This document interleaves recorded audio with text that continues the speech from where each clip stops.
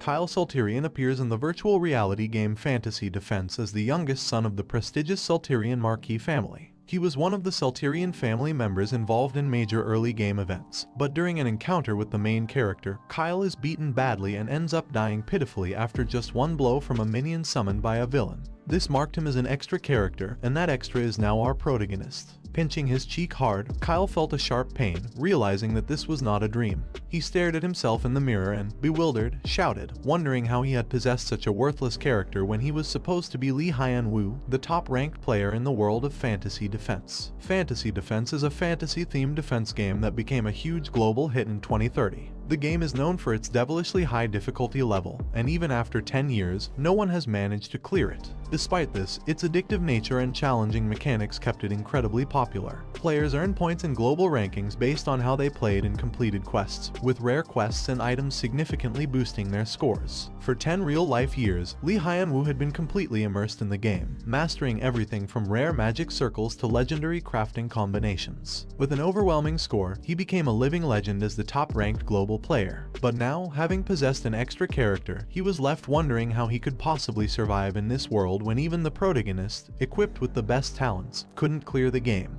He vividly remembered Kyle Salterian's fate because he had played the game so many times. The ultimate goal in Fantasy Defense was to stop the forces of darkness, and the one who summoned these dark forces was none other than the second son of the Salterian family, Adol. Seeking to usurp the head of the family, Adol turned to dark powers, instigating a rebellion. In the end, the Salterian territory became a stronghold for the dark forces, who had long coveted the human lands. Amidst the chaos, the powerless Kyle was easily killed. Lying on the bed, Kyle thought he could simply leave the territory before the rebellion started. However, he knew there was a bigger problem. Kyle had a disease known as Hermimue. Hermimue is a condition where the mana channels within the body are blocked. In this world, mana is the source of both aura and magic, and it provides essential energy for survival. Those with blocked mana channels, like Hermimue patients, cannot absorb the necessary nutrients for life and growth, and most die before they reach 20. Kyle knew that the only cure for Hermimue was to absorb mana from nature into the body. However, since his mana channels were blocked, this was impossible. In other words, being diagnosed with Hermimue was akin to receiving a death sentence. Diagnosed at a young age, Kyle had fallen into despair, overwhelmed by the fear of death, the anxiety about his remaining time, and the frustration of his inability to fight back. Eventually, he became twisted, and before long, Kyle had turned into a disgrace to the family. In the end, his father, the head of the Salterian family, confined him to an annex. Furious, Kyle shouted that they must think he was a joke for looking down on him. In a fit of rage, he grabbed something nearby and hurled a chair against the wall, yelling for everyone to just die already, making it clear that Kyle was beyond hope. Even in the game, Lee Hyun-woo had seen Kyle as a lost cause. He looked around his room, thinking that Kyle was so rotten that even his terminal illness didn't stir any sympathy. He decided to reassess the situation and found himself puzzled that the man he had possessed was Kyle, the youngest son of the Marquis, but from a doomed family. Kyle had no talent in swordsmanship or magic, no life expectancy, a terrible personality, the worst reputation, and was confined by the head of the family. At that moment, he realized that he was truly doomed, whether he stayed or ran. He would die, trapped in a no-win situation. In frustration, he shouted, "How am I supposed to survive in this world with such terrible stats? Isn't it normal to get some kind of cheat ability when you're reincarnated, like a status window or something?" Suddenly, a light appeared behind him. When he looked back, he saw glowing circles floating in the air. Confused, he reached out to one of them, wondering what they were since he had never seen anything like this before. As soon as he touched one, it exploded, releasing a bright light, leaving him wondering what was happening. Out of nowhere, a system message appeared, showing that he had awakened. He had been granted 2 new talents, the status window was unlocked, and he could now use insight, which would activate automatically. He was shocked to see the status window appear and excitedly examined it. He noticed that one of the talents he was granted was mana pathways. While he knew the insight talent allowed him to see detailed specs, he had never encountered mana pathways before. Puzzled, he thought that, judging by the name, it must be related to magic. He recalled that the best magic talent was supposed to be Mana Companion, but his intuition told him this was something even more extraordinary. He felt it was a top-tier talent and began to believe that he wouldn't be stopped now. He touched another floating circle, which entered through his hand and goes to his veins. He was shocked, feeling the energy coursing inside him. Suddenly his hand snapped, and when he looks at it, he saw the Hermimum blocking the mana pathway. He then commanded the mana to move according to his will. Closing his eyes, he ordered it to pierce through the Hermimule. The mana responded to his will, and when he shaped it into a drill, it followed his command and began piercing the blockage in his body. He continued directing it until it successfully broke through the Hermimule. Excited, he saw that it worked. The mana was flowing. Though it had only reached up to his elbow, he knew that by continuing to gather mana and open the channels, he could overcome Hermimule's barrier. He felt a surge of relief, realizing that he wouldn't die. The next day, in the kitchen, a maid was preparing a dish and felt pleased that she had finished. She picked it up, thinking she should take it to Kyle quickly before it got cold. However, a group of other maids appeared and ordered her not to deliver the meal to Lord Kyle. She stared at them, confused, as they glared back at her. One of the maids, Hai, explained that they had decided to stop serving Kyle for a while as a protest against his behavior. She added that after going hungry for a few days, Kyle might change his attitude, and she instructed the maid to put the dish down. The other maids agreed with her. Despite their orders, the maid calmly responded, to do whatever they want, and she'll do her job. Hai was enraged by her defiance and asked if she thought she was the only one acting all noble. Without warning, Hai slapped the tray out of her hands, and the maid stared in surprise as the food scattered across the floor. Hai, still fuming, demanded to know if the maid still thought she was a noble, mocking her for being sold as a slave after her family's downfall. The maid stayed silent, quietly picking up the tray from the ground while Hai shouted at her not to be so arrogant. Ignoring the outburst, she continued gathering the dishes, which only made Hai angrier. Hai raised her hand to slap the maid, demanding to know if she was going to keep ignoring them. But fortunately, a man entered the kitchen just in time. He loudly asked what all the commotion was about. The maids were shocked to see him. It was Leonhardt. One of the other maids asked why Leonhardt was in the kitchen, but he ignored the question and noticed the meal on the ground. Realizing it was meant for Kyle and that the other maids were causing trouble, he told the maid to prepare the meal again and take it to Kyle quickly. Surprised by his order, she replied with a simple yes while the two other maids stood aside. She rushed back to the preparations as Leonhardt quietly observed her. Meanwhile, in Kyle's room, he was examining his talents, insight and mana pathways. He thought that by using these two talents, he might be able to change the fate of the fallen Salterian family. Having played fantasy defense for 10 years, he possessed information that almost felt like foresight. On top of that, he was born into a family with great power and wealth, like the Salterians. This meant it wasn't impossible to block the forces of darkness. He then made up his mind to take action and decided to focus on three main tasks. First, he would clear the mana channels and overcome Hermimule's barrier. Second, he would learn magic. Since mana pathways was specialized in magic, it made more sense to become a mage rather than a knight. Second, he needed to prevent the downfall of the Salterian Marquis family. The better the family did, the better off he would be. The Salterian Marquis family was strong in reputation, skill, and wealth, an important shield for him. Since their territory was on the outskirts, he didn't need to worry too much about the capital's politics. Third, and most importantly, he needed to gather talents. To prepare for the Dark Force's major assault in the coming years, he would need strong allies. Using his insight talent, he decided to select people with potential and make them his so they could become reliable forces. Confident, he thought that by building strength, he would definitely survive. To gather talent, he should start by looking close by, and since he was in the Salterian Marquis family, Leonhardt would be a good place to start, as he was a useful tank and PC in the game. Just then, there was a knock on his door. A maid entered inside and informed him that she had brought his meal. Surprised, he tried to recall a faint memory of her, wondering what her name was. As he was thinking, the system suddenly popped up, showing that his insight talent had been activated.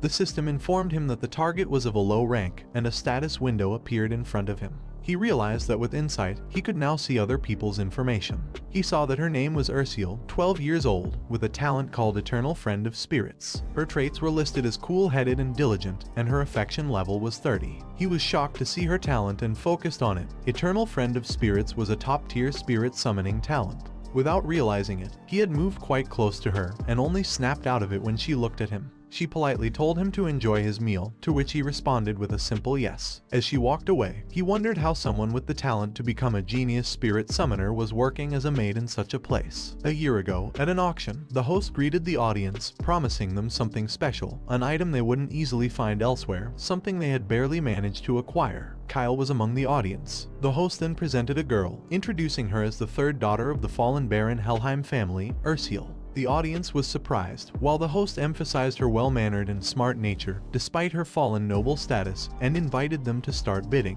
The bidding began at 50 gold, quickly rising to 70, then 90, and higher. Next to Kyle was Leonhardt, who urged him to leave, commenting that slave auctions weren't worth their time. However, Kyle raised his hand and made an offer of 300 gold for Ursiel, shocking both Leonhardt and the host. The host, wide-eyed, announced the bid, asking if anyone wished to bid higher. Leonhardt, taken aback, asked Kyle if he really intended to buy a slave and what his father would think of it.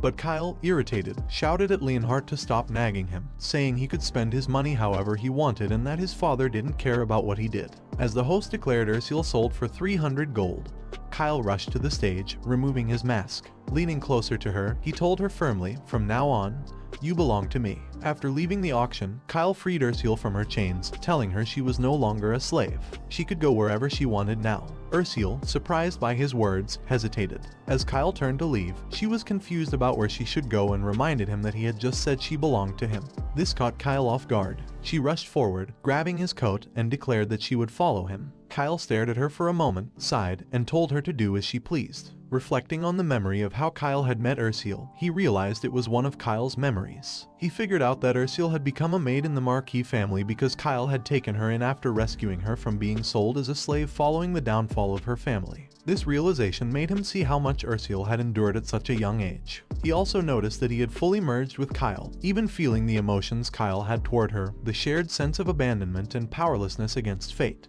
He was snapped back to the present when he tasted the food Ursiel had brought. Surprised by how good it was, he asked her if she had made it herself. Ursiel, startled, rushed back in to check if something was wrong. Kyle reassured her that the food was delicious and praised her cooking skills, even requesting that she prepare it for him again in the future. Though surprised by the compliment, she agreed. Shortly after, the system showed that her affection toward him had increased to 35. He considered that, given the dramatic circumstances in which Kyle and Ursiel had met, it wasn't a particularly high affection score. However, considering Kyle's past delinquent behavior, it was a miracle she had any affection for him at all. He recalled that in Fantasy Defense, there was no NPC named Ursiel with the talent for spirit magic. This led him to believe that she must have died during the internal rebellion within the Marquis family before her abilities could develop. Determined not to let such a valuable talent go to waste, he swore that this time, things would be different. Kyle then asked Ursiel if she had ever thought about learning spirit magic. She was stunned, as she had never considered that she might have any talent for it. From this reaction, Kyle realized that she likely hadn't encountered spirit magic, even in her own home. Spirit magic was known to be particularly expensive to learn, something a lower-ranked noble family like hers could not afford. Kyle decided to take charge of her training and told her to start thinking about learning spirit magic. Despite her initial reluctance, he made it clear that there was no option to refuse. He approached her and explained that she needed to follow his words, as she was now his responsibility. Ursiel, stunned by his seriousness, stared at him for a moment before blushing in shyness. The system indicated that her affection for him had increased to 50, and she ultimately agreed to follow his instructions. A few days later, Kyle faced off against Leonhardt when he attempted to leave his room. He demanded that Leonhardt step aside, as he intended to go outside. Leonhardt calmly refused, informing Kyle that he could not leave without the master's permission. Kyle's frustration boiled over, and he lashed out, questioning whether he was expected to remain locked up forever. Leonhardt, remaining composed, reminded Kyle of the master's orders, asking if he had forgotten the reason for his confinement. The sharp reminder triggered a wave of fear as Kyle recalled that, due to his delinquent behavior, the Marquis of Saltirian had confined him to his room. However, Kyle knew he didn't have much time left, and as he glanced around, he saw the mana particles floating in the air of his room, realizing he needed to act soon. Since discovering that he could open his mana channels, Kyle had been absorbing the mana in his room every day. Although it wasn't enough to open the channels all at once like it had on the first day, the mana gradually accumulated in his body, like experience points in a game. His physical condition improved over time, but it still wasn't enough to fully cure Hermimule. This meant he needed to go outside to gather more mana. Smiling, he told Leonhardt that he wasn't going far, just for a short walk to get some exercise. Leonhardt, surprised by the reasoning, remarked that it was the first time Kyle had ever given such a constructive explanation. This irritated Kyle, who demanded to know what Leonhardt took him for. Leonhardt replied that, as Kyle's bodyguard for years, it was the first time he'd heard him say anything like that. Kyle realized that his reputation had been so terrible for so long that his trust level was essentially zero. He wondered who would have thought that Leonhardt, of all people, would be such an impenetrable wall. It seemed reasoning with him was nearly impossible. Leonhardt was currently Kyle Saltirian's bodyguard, but in fantasy defense, he was a highly famous character. With excellent skills in both defense and offense and immense potential, Leonhardt could be developed into a captain-level knight and was often used as a tank in parties. Players loved him for his loyalty trait, which ensured he would never betray them. In the original game, after the downfall of the Marquis family, Leonhardt became a wandering knight and could be recruited by the player. However, since the Second Son's rebellion hadn't happened yet, Leonhardt was still stationed at the Salterian mansion. Kyle couldn't believe that such a talented individual was being wasted as a mere babysitter for a delinquent like him. He wondered what the Salterian Knight Order was even doing. He then asked Leonhardt why he was still there, which surprised Leonhardt and angered him. Leonhardt seriously asked if Kyle had a problem with him being his bodyguard. Kyle panicked when he saw that Leonhardt's affection toward him dropped by 60 points. Hastily, Kyle explained that he didn't have a problem with Leonhardt personally, but he couldn't bring himself to admit that Leonhardt was too talented for such a mundane job. Leonhardt responded that he was simply following the master's orders. This made Kyle snap and realize that Leonhardt's loyalty wasn't to him, but to his father, Rimton Salterian. Kyle smirked at the thought, wondering who would want to be loyal to a delinquent like him. Still, he knew he couldn't let the situation continue as it was. He told Leonhardt that he needed to convince his father. Leonhardt noticed something different about Kyle's demeanor, and Kyle smiled, thinking that once he caught Leonhardt's attention, he could win him over. He asked Leonhardt if he was right to assume that he would agree, silently thinking that his second project for recruiting talent was now Leonhardt. Leonhardt noticed something different about Kyle's attitude and asked what he was scheming. Kyle responded by asking what he meant by scheming, but he quickly realized that Leonhardt didn't trust him at all. He then explained that he had been in his room for so long that his thoughts had changed.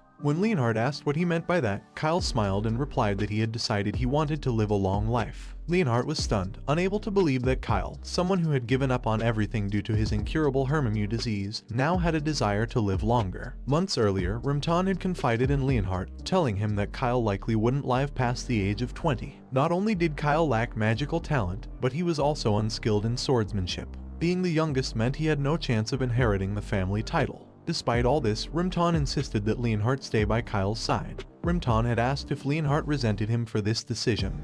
But after a brief pause, Leonhardt had replied that it was an honor beyond words for anyone in the Salterian Knight Order to protect a direct descendant of the Marquis family, and that he would faithfully fulfill his duties. Rimton, seeing Leonhardt's loyalty, explained that there was no one else in the Marquis household he trusted more to protect Kyle. He begged Leonhardt to take care of his son, and after some hesitation, Leonhardt bowed and agreed. Now, hearing Kyle speak about wanting to live longer and asking for permission to exercise outside left Leonhardt in shock. Kyle suggested that Leonhardt tell his father, confident that Rimton would understand. He then asked Leonhardt if it would be acceptable for him to go outside. However, Leonhardt moved his hand to the side, blocking Kyle's path, and firmly told him that he could exercise indoors as well. Kyle, growing frustrated, scratched his head, realizing that Leonhardt was truly stubborn. Rather than continuing to ask politely, Kyle shifted his tone and ordered Leonhardt to move aside, making it clear he didn't want to repeat himself. He released a bit of his aura, knowing that he needed to go outside to gather more mana cores. Kyle stared directly into Leonhardt's eyes, letting his aura press forward. Leonhardt could feel that something was indeed different about Kyle, but even so, he couldn't back down. Leonhardt stepped closer, releasing his own powerful aura, reminding Kyle that his father's orders were absolute and applied to him as well. If Kyle truly wanted to leave, he would have to get past him. Feeling the pressure of Leonhardt's killing intent, Kyle took a step back, surprised that Leonhardt was using such force to prevent him from simply stepping outside. He realized that, had he been an ordinary 13-year-old, he might have been paralyzed with fear or even collapsed. But Kyle smiled, knowing that he was far from ordinary. He then told Leonhardt to keep his word, surprising the knight. Kyle walked up to him and lightly punched him on the shoulder before confidently walking past. Leonhardt watched as Kyle moved past him with his own aura still active, his expression calm but resolute. Turning back, Kyle asked how it felt and then pointed out to Leonhardt that he had gotten past him. Later, Kyle was outside, enjoying the refreshing air and stretching his body happily. He reflected on how long it had been since he had last stepped outside. As he looked around, even though it was just the garden near the annex, he felt a sense of freedom and marveled at the beauty of the night sky, wondering if it had always been that breathtaking. His excitement grew when he noticed mana particles scattered everywhere. Overcome with enthusiasm, he rushed toward them, thinking that he would devour them all. Leonhardt stood by, watching him. He hadn't expected Kyle to be so thrilled just to be outside, and it made him realize that, after all, Kyle was still just a kid. However, Leonhardt was still in shock, recalling how Kyle had managed to walk past him earlier. It confused him, knowing that Kyle hadn't trained in mana or aura and shouldn't have been able to withstand the pressure of his killing intent. While Kyle was busy gathering mana particles, he stole a glance at the stunned Leonhardt. He figured that Leonhardt was still rattled from what had happened earlier, and he knew the knight had every reason to be. Physically, Kyle was just a 13-year-old noble boy who had never been in a real fight.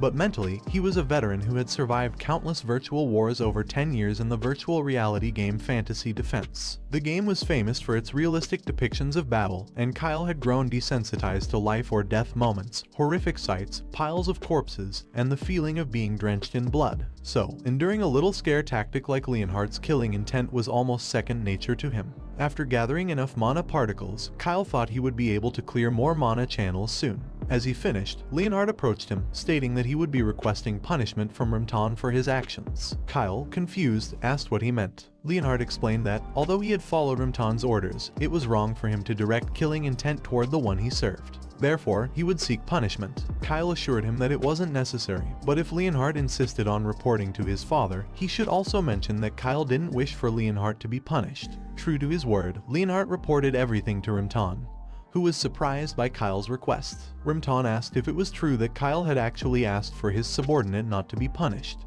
Leonhardt confirmed it, stating that Kyle's words were truthful. Rimton clarified that it wasn't a matter of mistrusting Leonhardt, but simply hard to believe. Leonhardt acknowledged this, admitting that even he had trouble believing it. He reported that when Kyle had calmly faced his killing intent, he had doubted what he was seeing as well. Rimton pondered, trying to understand how Kyle had resisted the killing intent of a knight as skilled as Leonhardt. He then asked what Kyle did afterward in the garden. Leonhardt, after a moment of thought, recalled the cold wind and the sound of moving water as Kyle sat in the garden, focused. He responded to Rimton that Kyle had meditated. Leonhardt slowly approached Kyle and asked if he knew how to meditate. Kyle responded that when he was younger, his father had taught him some swordsmanship, and it was during that time he also learned how to meditate. He then mentioned that he had quit shortly after, realizing he had no talent for it. Kyle instructed Leonhardt to ensure no one disturbed him while he meditated, as it would disrupt his focus. Leonhardt acknowledged the request and later reported to Rimton that Kyle remained in meditation, motionless, for 6 hours straight. Rimton, astonished, asked if Leonhardt had truly said 6 hours and not 6 seconds. Leonhardt confirmed, leaving Rimton in disbelief. He recalled how, when Kyle was younger, he had tried to teach him swordsmanship. As a descendant of the Salterian family, it was expected that Kyle would follow the path of swordsmanship, and Rimton had hoped Kyle would grow strong enough to overcome Hermimu. However, Kyle couldn't handle the training, complaining that his legs felt tangled, which had infuriated Rimton. He had scolded Kyle, telling him to get up and reminding him that no weak descendant had ever come from their family. Certain that Kyle had neither talent nor determination, Rimton had given up on the idea of Kyle following the path of the sword. Yet now, that same Kyle had meditated for 6 hours. Perplexed, Rimton asked Leonhardt if Kyle had hit his head or if it was even possible for someone to change that quickly. Leonhardt reassured him, saying that he had checked everything, including the food, and found nothing amiss. He admitted that Kyle had seemed different recently, not just in his determination, but even in the way he looked at him. It was clear that something had changed. Rimton, musing over this, decided that if Kyle was finally starting to mature, it wasn't a bad thing. He told Leonhardt to continue watching over Kyle, and Leonhardt agreed. Meanwhile, back in his room, Kyle focused on gathering mana from the air around him. As the mana collected in his hand, he began channeling it into his body, enhancing his perception skills. His sharpened senses allowed him to assess the condition of his body accurately. Feeling the mana coursing through him, he decided to attempt breaking through the mana channels all the way to his heart. The mana flowed through his arm, pierced through his shoulder, crawled along his spine, and finally reached his heart. Kyle clenched his teeth in pain but felt a wave of relief when the system indicated that the path to his heart had been cleared. The block channels trait was weakening. For the first time, Kyle could feel mana flowing through his entire body. Overjoyed, he realized that he had successfully gathered external mana and cleared the channels leading to his heart. This meant he could now use magic. Determined, he clenched his fist and decided to begin serious magic training. In that world, using magic required forming a mana circle near the heart. The higher the level of magic one wished to use, the more circles they needed to form. Creating multiple circles took time, which is why those aspiring to be mages began their training early, typically between the ages of 5 and 8. By age 12, they should have formed their first circle to be considered suited for the path of a mage. By those standards, Kyle, at 13, was a bit late to start learning magic. However, that was when he had been an ordinary NPC. Now, staring at his status window, Kyle knew that his situation was different. With the Mana Pathways talent and his mana channels cleared to the heart, he was finally in a state to learn magic. All he needed to do now was form his first mana circle. He pondered how to create it, wondering if he should attempt it the way he had learned in the game. Someone knocked on his door. It was Leonhardt. Leonhardt informed him that his father had lifted the restriction. He was surprised but pleased to hear this. Leonhardt added that the condition was that he must accompany him, and while he was allowed to leave his room and walk around the garden, he couldn't go outside the mansion. Excitedly, he agreed, feeling that access to the garden was a good enough start. He thought Leonhardt must have spoken well to his father, confirming that winning Leonhardt over first had been a good idea. However, he noticed that Leonhardt's affection had decreased by 20 points. Puzzled, he wondered what he had done to receive a negative affection score and recalled that Leonhardt's likability had been at -50 when he first rejected hostility.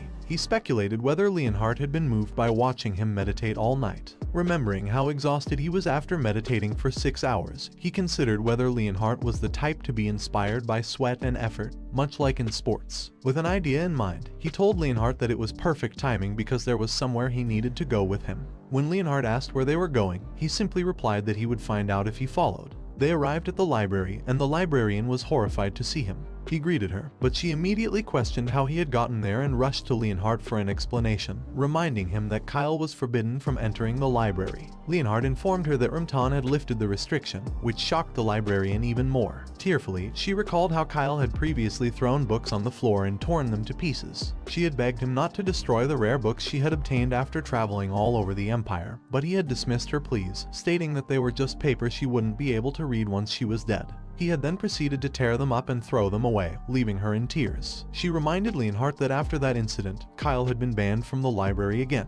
He wondered if such a thing had actually happened. Clearing his throat to get their attention, he told the librarian that he had come to read books and asked if there were any related to magic. They both looked at him in confusion. She replied that while they didn't have many, they did have introductory level books for beginners because the Duke's family had always emphasized swordsmanship over magic. He said that would be sufficient and requested the book that explains how to form circles. A moment later, he began reading about mana being the force that created everything, a form of supernatural energy. The text also mentioned that supernatural energy was a term defined by the scholar Joshua Allengren, associated with his birth story. Frustrated, he questioned whether this was truly an introductory book and why it was so complicated. Exhausted, he lay down, doubting that 7-year-olds could understand such material, and thinking it resembled a university thesis. He wondered if he really had to read all of it when, in a game, a status window would appear and the knowledge would be automatically learned. Suddenly, the status window showed that his insight skill was activated. Surprised, he watched as it began translating the low-level book's text. After the entire book was translated, a loading process appeared before him.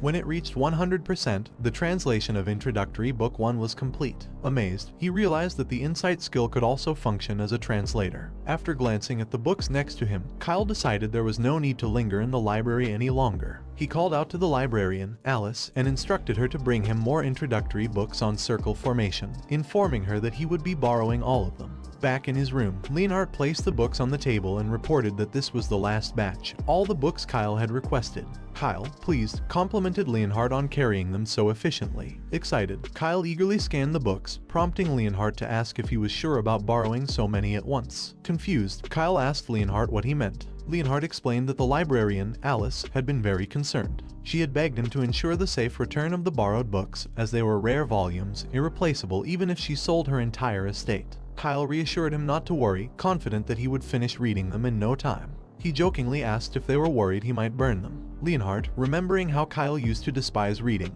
wondered aloud about the sudden interest. His curiosity grew as he noticed that the books were about mana usage and the basics of circle formation. Surprised, Leonhardt reminded Kyle that Hermimu's disease blocked the body's channels, preventing mana and aura from flowing through it. Before Leonhardt could finish, Kyle cut him off, stating that learning magic would indeed be difficult for him and asking if that was what Leonhardt had intended to say. Leonhardt apologized for overstepping, but Kyle assured him that he was correct. He acknowledged that everyone in the household likely thought the same, and that what he was doing must seem strange to them. This caught Leonhardt off guard. Kyle then clarified that, as the infamous disowned youngest son, no one would be surprised if he acted oddly 1 or 2 more times. He added that reading wouldn't harm anyone, and he understood why Leonhardt was concerned, worried that another failure might send Kyle into deeper despair. However, Kyle reminded him that, as he had said before, he didn't intend to die young. With a light punch on Leonhardt's shoulder, Kyle swore that he would do everything in his power to succeed. He He then headed to his bed, announcing that it was time to lie down and read some more, leaving Leonhardt in stunned surprise. Leonhardt watched as Kyle lay down, picked up a book, and smiled happily. This triggered a memory of the Kyle Salterian he had known, a boy crying in the training hall, calling out for his father. Leonhardt had approached him then, concerned, and asked why he was crying.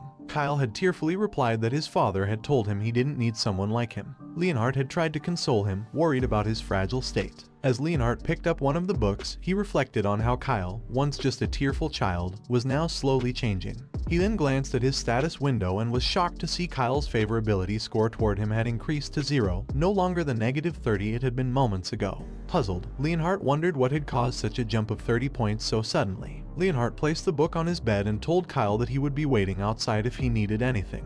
Kyle, caught off guard, stuttered a reply of acknowledgement. Smiling, Leonhardt left the room, leaving Kyle to wonder if his reading had caused the change in favorability. He questioned why there had been no change in the library and if Leonhardt perhaps had a fondness for persistence. Kyle speculated that devouring so many books at once might have counted as persistence in Leonhardt's eyes. With a quiet laugh, he concluded that Leonhardt was indeed a strange guy, while Leonhardt, outside his room, walked away smiling. Once Leonhardt was gone, Kyle felt a wave of relief. Finally, he was alone. Surrounded by the books, he sat down and decided it was time to really dive into his studies. Activating his insight, he began decoding the text in the books. To his amazement, all the books started translating and processing at an incredible speed. He noticed that insight worked dozens of times faster than normal reading, with even the most difficult parts of the text being stored as easily understandable data. The system then notified him that the principles of circle formation had been digitized and saved. His understanding had increased, and all the books in his vicinity had been fully decoded.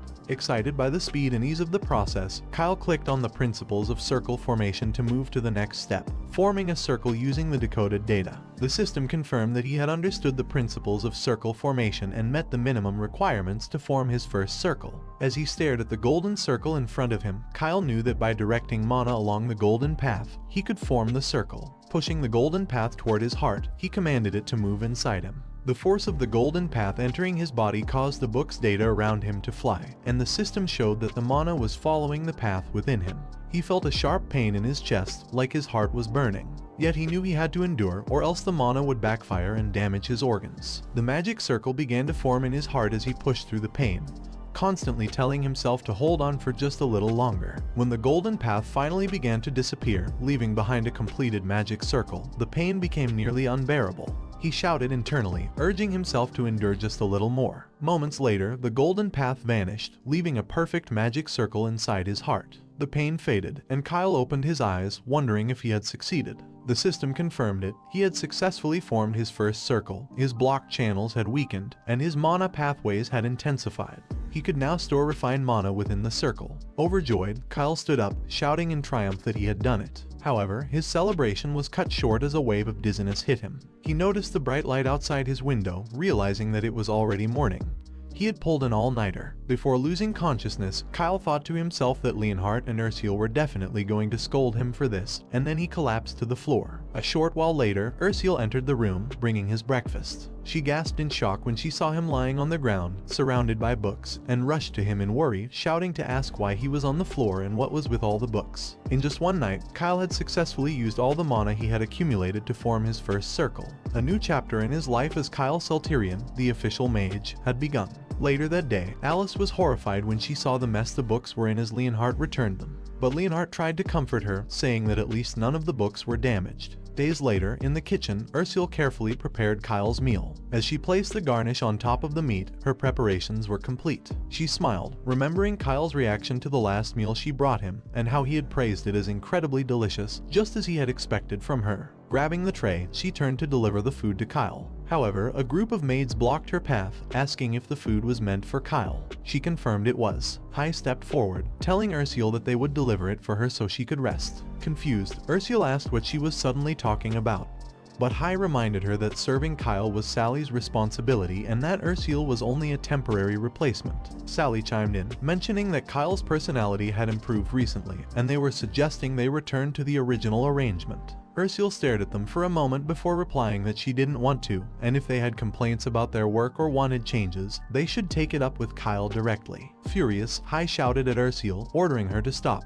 but Ursula continued walking. Before she could leave the kitchen, another maid entered, staring at her. The tension grew as Hai continued shouting, asking if Ursula really thought she was something special. Ursula said nothing and left the kitchen, ignoring the maid's glares. Arriving at Kyle's room, Ursula smiled as she watched Kyle enjoy the meal she had prepared. She asked if the food suited his taste and mentioned that she had adapted the recipe he had taught her last time. Kyle complimented her cooking, telling her that her skills improved day by day. Shyly, Ursula admitted that she had been practicing hard every day and had even learned a few new recipes from the head chef. Kyle praised her diligence and hard work. After finishing his meal, Kyle put down his utensils and asked about her progress with spirit magic, making her visibly worried. He ordered her to bring the introductory book on spirit magic he had given her, which she quickly fetched. Opening the book, he asked how far she had read, and she replied that she was about halfway through. When Kyle examined the book, he was surprised to see the worn pages and detailed notes, realizing that Ursula had been studying diligently. He knew that, coming from a noble family, she had a solid basic education, so her learning speed wasn't slow.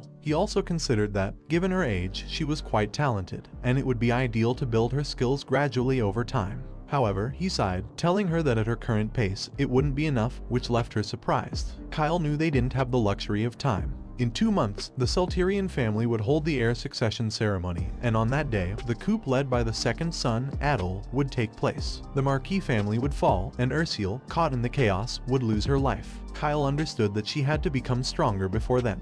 He told Ursula that, for now, she should leave the cooking to someone else and focus solely on her studies. He explained that this would help her concentrate better, and he would have Sally take over serving him again, so she shouldn't worry. To his surprise, Ursula clenched her fists and shouted no in disagreement. Startled, Kyle called her name in confusion. Stuttering, she swore that she would work hard, continue studying spirit magic, and keep cooking without neglecting either. Tearfully, she begged him not to let someone else serve him, pleading to keep her duties. Her sincere gaze, filled with tears, left Kyle stunned. In that moment, he understood something deeper. Ursula had lost everything when her family collapsed. She had gone from being the daughter of a baronet to a slave, and now a maid. She had lost contact with her family and didn't even know if they were alive.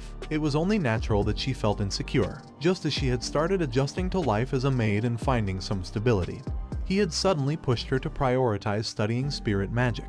Of course, she would be confused. Being a maid had given her a sense of purpose and security, which is why it had taken precedence over her magic studies. Kyle realized that Ursula must have feared that if she couldn't perform her duties as a maid properly, she might be kicked out of the mansion. He understood that it was his fault for not explaining the situation clearly. Gently, he asked her if she remembered what he had said when he brought her to the mansion, reminding her that she was his person now. He reassured her that he never abandoned his people and always protected them, which made her stop crying in surprise. Softly, Kyle told her that he didn't ask her to learn spirit magic without reason. She was an excellent maid, her cooking skills were outstanding, and she was diligent and meticulous. If she continued to work hard, she could be promoted to head maid. However, he reminded her that there were plenty of other maids in the mansion, meaning many could replace her in that role. Panicked, Ursula called out to him, but Kyle calmly asked her to consider what would happen if she became a spirit mage. He explained how rare and respected skilled spirit mages were. He told her that she would become a great person, the greatest spirit mage, and everyone would look up to her. She would stand tall above everyone else, and no one in the world would be able to replace her. Kyle then asked how that sounded, remarking that it was amazing, but Ursula still hesitated.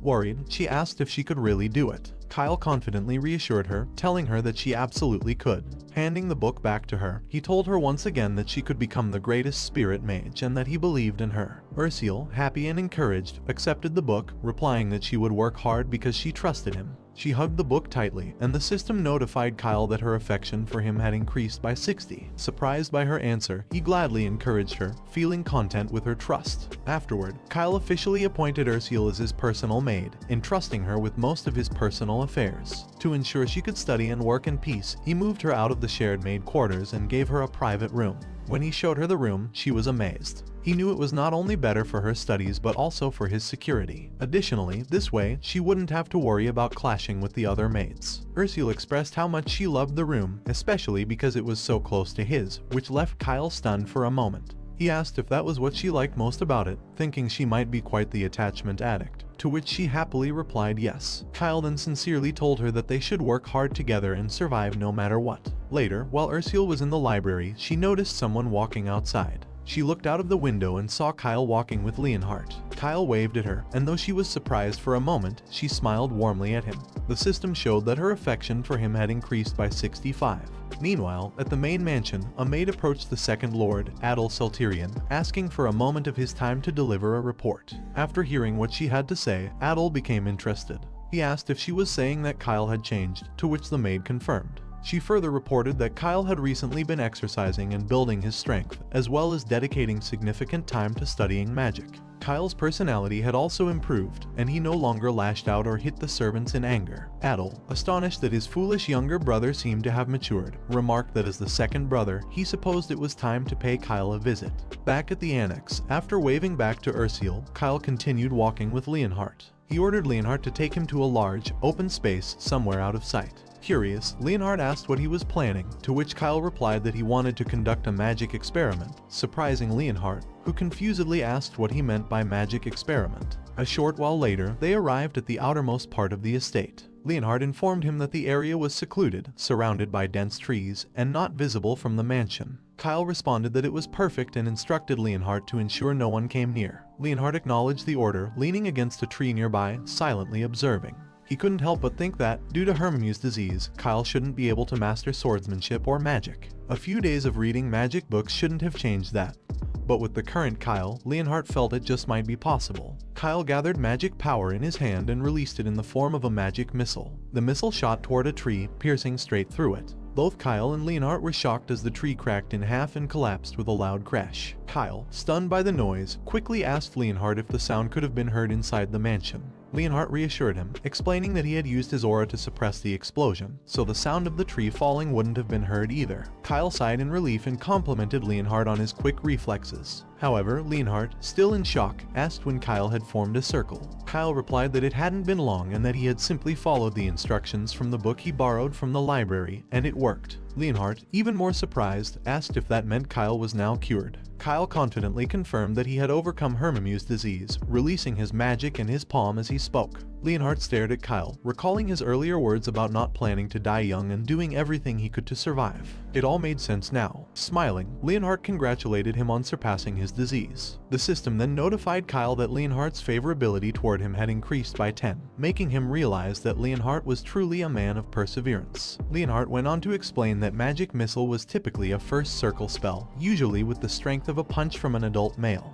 However, the power Kyle had displayed was far beyond that of a typical first circle spell, as evidenced by the destroyed tree. Kyle agreed, adding that the power he felt was more akin to a fourth circle spell, even though he was still technically a first circle mage. He assured Leonhardt that despite his current rank, he had just unleashed a fourth circle level of power with a first circle spell, to which Leonhardt marveled at how incredible that was. Kyle admitted that even he hadn't expected such strength, leaving Leonhardt to wonder if he was some kind of prodigy. Kyle then remarked that, regardless of how they looked at it, such power was too conspicuous. Grateful for his inside talent, he reflected on how he had managed to read all the first circle magic books in the library thanks to it.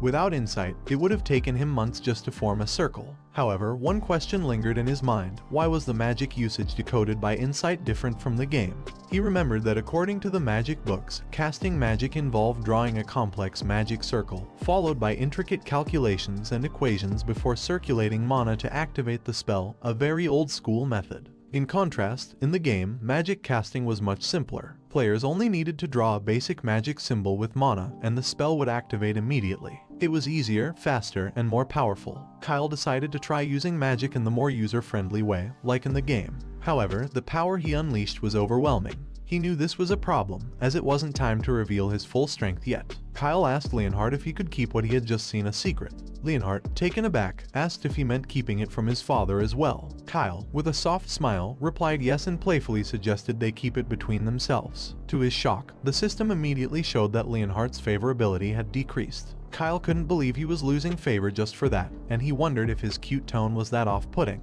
Shyly, Kyle explained that there was a reason for his secrecy. He didn't want anyone to know how strong he was just yet.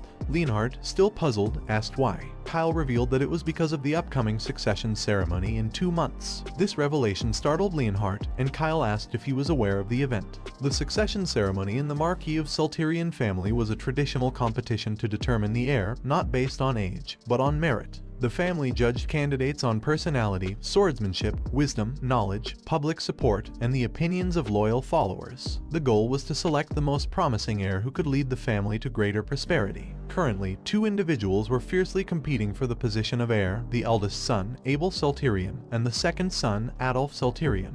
Abel, the eldest son of the Marquis's legitimate wife, was the most likely candidate. Known for his gentle nature and exceptional swordsmanship skills, Abel had been groomed to be the heir since childhood. He had grown up with high expectations as a model elite, primarily supported by the family's long-serving retainers. Adolf, also born of a legitimate wife, had long been overshadowed by his elder brother and overlooked for many years. However, as he matured, Adolf's personality became more composed, and his swordsmanship skills improved rapidly, allowing him to stand out. His supporters were mainly young, passionate knights, giving Adolf a reputation with the air of a gang leader. In a tense exchange, Adolf angrily stomped his foot, glaring at Abel. He asked if Abel was now ignoring him, his younger brother. Abel, appearing lost in thought, responded that he hadn't even noticed Adolf approaching.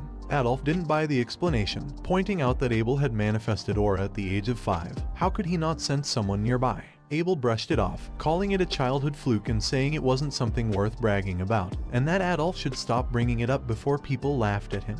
One of the elders with Abel joined in, noting that Adolf hadn't manifested aura until the age of 15, adding that his own son had been the same, making him worry his son lacked talent. Abel, with a calm smile, replied that some start slowly but grow quickly once they've taken that first difficult step, subtly encouraging Adolf. One of Adolf's knights, angered by the remark, shouted at the elders, asking if they wanted to die. Adolf quickly intervened, commanding his knights to stop and reminding them that they were in the main house, where their father resided, so they should not act recklessly. The knights stammered an apology, barely containing their frustration. Abel watched Adolf for a moment and complimented him, stating that he had trained his subordinates well, and that he was indeed a worthy candidate for the heir of the Marquis of Saltirian. Adolf smiled back, warning Abel to laugh while he could because he wouldn't be laughing for much longer. With that, Adolf ordered his knights to leave, walking away while Abel watched him go, his expression thoughtful. Later, as Kyle cut his steak into pieces, he reflected on the upcoming succession ceremony, which was only 2 months away. The Saltirian Marquisate didn't follow the principle of primogeniture, and legitimacy or illegitimacy didn't matter. The sole criterion for selection was strength, meaning any direct descendant of his father was eligible to compete. However, there was an exception: him. Due to his illness, Kyle had been removed from the succession race early on. His third older brother, Duke, was also not involved in the struggle. Kyle knew that his being 15 wasn't a problem, but his swordsmanship and magic were far inferior to his much older brothers. Leonhardt then asked about the current state of the succession landscape. Kyle explained that it was a duel between his eldest brother, Abel, and his second eldest brother, Adolf. With the ceremony so close, neither Abel nor Adolf would welcome any unexpected developments. He then posed the question: what would happen if it became known that he, someone who had never been considered a threat, suddenly emerged with great power as a dark horse? He offered 2 possible reactions: either they would try to bring him to their side, or they would try to crush him while he was still young. Both Leonhardt and Ursule were surprised by Kyle's thinking. Leonhardt pointed out that it was an extreme way of looking at things but admitted that throughout history, bloodshed over succession was not uncommon. Kyle confirmed that this was exactly what he meant. Kyle recalled the game's setting. Abel was essentially good-natured and would be fine with him. Adolf, on the other hand, would definitely try to kill him. From the beginning, Adolf had been plotting to wipe out the entire family. Kyle explained that, in his current position, having just overcome Hermimew and showing promise for the future, but still with limited skill as a young First Circle wizard, he could be seen as a potential ally. But if they didn't see value in him, the damage wouldn't be too severe. Leonhardt studied him for a moment before standing up, remarking that wizards often concealed their abilities to protect themselves. He had heard that many downplayed their circle level. In that context, Leonhardt acknowledged that Kyle's strategy made sense. However, he reminded Kyle that after the succession ceremony, he would have to report everything to his father, which made Kyle worry. The system showed Leonhardt's favorability toward Kyle decreasing again, and Kyle wondered if he had reached the limit of Leonhardt's patience. Kyle knew that Leonhardt's loyalty currently lay with his father, not him. It was unrealistic to expect Leonhardt to unconditionally support him at this point. Still, the fact that Leonhardt hadn't outright refused him was a better situation than before. Kyle smiled to himself, thinking that even if Leonhardt didn't fully agree yet, he would eventually make Leonhardt follow him. He stared at Leonhardt from behind with a confident, almost eerie determination, thinking he would win him over whether by stealing his loyalty or letting himself be stolen. Leonhardt, suddenly feeling chills, turned around to look at Kyle and asked if he was really serious about becoming a wizard. Momentarily confused, Kyle replied that he was. He asked Leonhardt if it wouldn't be a good thing for the renowned Salterian Marquisate, known for its swordsmanship, to have a skilled wizard among them. Leonhardt smiled softly, a mix of pride and understanding in his expression, and told Kyle that it would indeed be good. This surprised Kyle. Leonhardt then cheerfully told Kyle that his father, the head of the family, would be happy to hear about his progress. The system displayed a notification showing that Leonhardt's favorability toward Kyle had increased by 30. Kyle could hardly believe the sudden boost in favorability and wondered if it was due to their recent conversation. Meanwhile, Leonhardt complimented Ursula on her cooking, particularly praising the steak. Ursula humbly replied that it was just a simple dish and thanked him. Excited by the favorability increase, Kyle speculated that eating together with Leonhardt might be the key to gaining his favor. Not wanting to miss the opportunity, he sweetly suggested that Leonhardt should eat with him in his room from now on. Leonhardt, confused, mentioned that he could eat at the knight's dormitory, but Kyle shouted that it was an order. Later that night, Kyle was surrounded by books, busily drawing symbols on paper. He reflected that using the magic activation method from the game would result in fast activation and immense power, but controlling that power was difficult. He didn't fully understand why the game's method made magic stronger yet harder to manage. After staring at the symbols for a while, frustrated by his inability to figure it out, he tossed the books and papers aside, deciding to set the issue aside for now. Once he calmed down, Kyle sat back in front of the symbols. He knew that eventually, he would need to showcase his magic, but the standard magic activation method in this world was slow. While it was difficult to master, it allowed for precise control of power. Suddenly, an idea struck him. What if he combined the world's magic activation method with the game's, taking the best aspects of both? Just as he considered this, the system issued a warning, stating that a magic explosion could occur, and asking if he wanted to continue. Startled, Kyle jumped back, shouting in surprise. He then thought it over and realized that since the system asked for confirmation, it meant combining the two methods wasn't impossible, there was just a risk. He reasoned that high risk, high reward was a principle he was willing to follow. Without hesitation, he clicked yes on the warning. Suddenly, a strong surge of magic power flowed through his body. The system appeared again, reminding him that he was attempting to combine two activation methods and that a magic explosion could occur. Once more, it asked if he wanted to proceed. Kyle, now excited, clicked yes again. The system began analyzing his body and showed him that his understanding of magic missile was very high. It analyzed an efficient path and completed the combination, merging the two methods inside his magic circle. Kyle watched in awe as the two magic methods combined, successfully creating new magic. He released the combined magic missile spell and marveled at its power. Energized by the success, Kyle decided to experiment further. He adjusted the magic, adding and removing elements to refine it. The system issued more warnings, but Kyle ignored them, pushing forward with his modifications. Suddenly, an explosion erupted, causing significant damage. Ursula, who had been walking outside his room, heard the blast and rushed in, asking if he was okay. Kyle awkwardly laughed, explaining that he was fine and had just been practicing magic. He coughed, waving away the dust from the explosion. Concerned, Ursula asked how practicing magic had led to the destruction of a wall in his room. Kyle sheepishly admitted that he should have conducted the experiment outside. Realizing this might have been the meaning of the system's warning, he made a mental note to set up a proper magic workshop with strong barriers for future experiments. Leonhardt then burst into the room, alarmed by the loud noise. He was shocked to see the destroyed wall and asked what had happened. Kyle casually told Leonhardt to help him clean up the mess, to which Leonhardt, though confused, agreed. Deciding to deal with the chaos first, Kyle focused on cleaning up before thinking about his experiments any further. The next day, Ursula was cooking, staring at the pot, and feeling that something tasted a bit off. She recalled Kyle's recent comment that her dish had been a bit plain, and she began to worry about how to fix the flavor. Suddenly, a voice interrupted her thoughts. A maid, Daisy, smiled warmly and remarked that she could tell Ursula was preparing a meal for Kyle, complimenting her diligence. Ursula stared at Daisy for a moment, her expression cautious, and coldly replied that it was her job. Sensing her caution, Daisy quickly tried to ease the tension, suggesting that if the stew's seasoning fell off, Ursula could try adding a dash of nutmeg. Intrigued, Ursula listened as Daisy explained that nutmeg could enhance the flavor, bringing out a rich umami taste. Encouraged to trust her, Ursula added the nutmeg, stirred the pot, and tasted it. To her amazement, the flavor had improved dramatically. Lowering her guard slightly, Ursula asked if Daisy was good at cooking and if she could teach her more. Daisy, still smiling sweetly, responded that she'd be happy to help however she could. Daisy then offered to help carry the food to Kyle's room, and Ursula gratefully accepted. As they left the kitchen, Daisy pushing the food cart and Ursula holding the teapot, Daisy asked how Kyle had been lately. She remarked that she'd heard he had become much more polite and admitted she had been worried when Ursule became Kyle's exclusive maid, fearing he might trouble her or treat her harshly. Ursule reassured her that Kyle treated her well. Daisy laughed, commenting that it was good to hear and that Kyle had indeed become more dignified, getting up early, exercising, and studying diligently. Ursule shyly agreed, mentioning that Kyle had been working very hard lately. Later, when Ursule arrived at Kyle's room, she told him that Daisy had asked about him.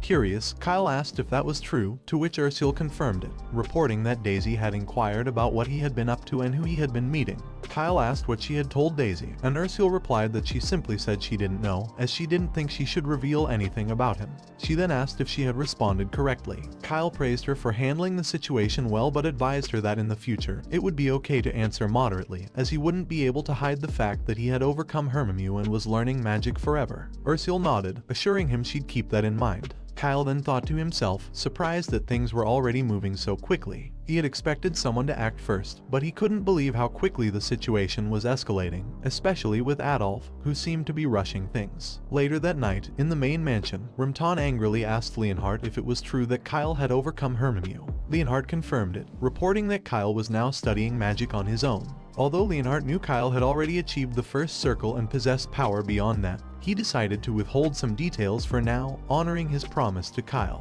Rimton, still in disbelief, remembered how terrible Kyle's condition had been the last time he saw him. It was that memory that had driven Rimton to be so angry and harsh with his son.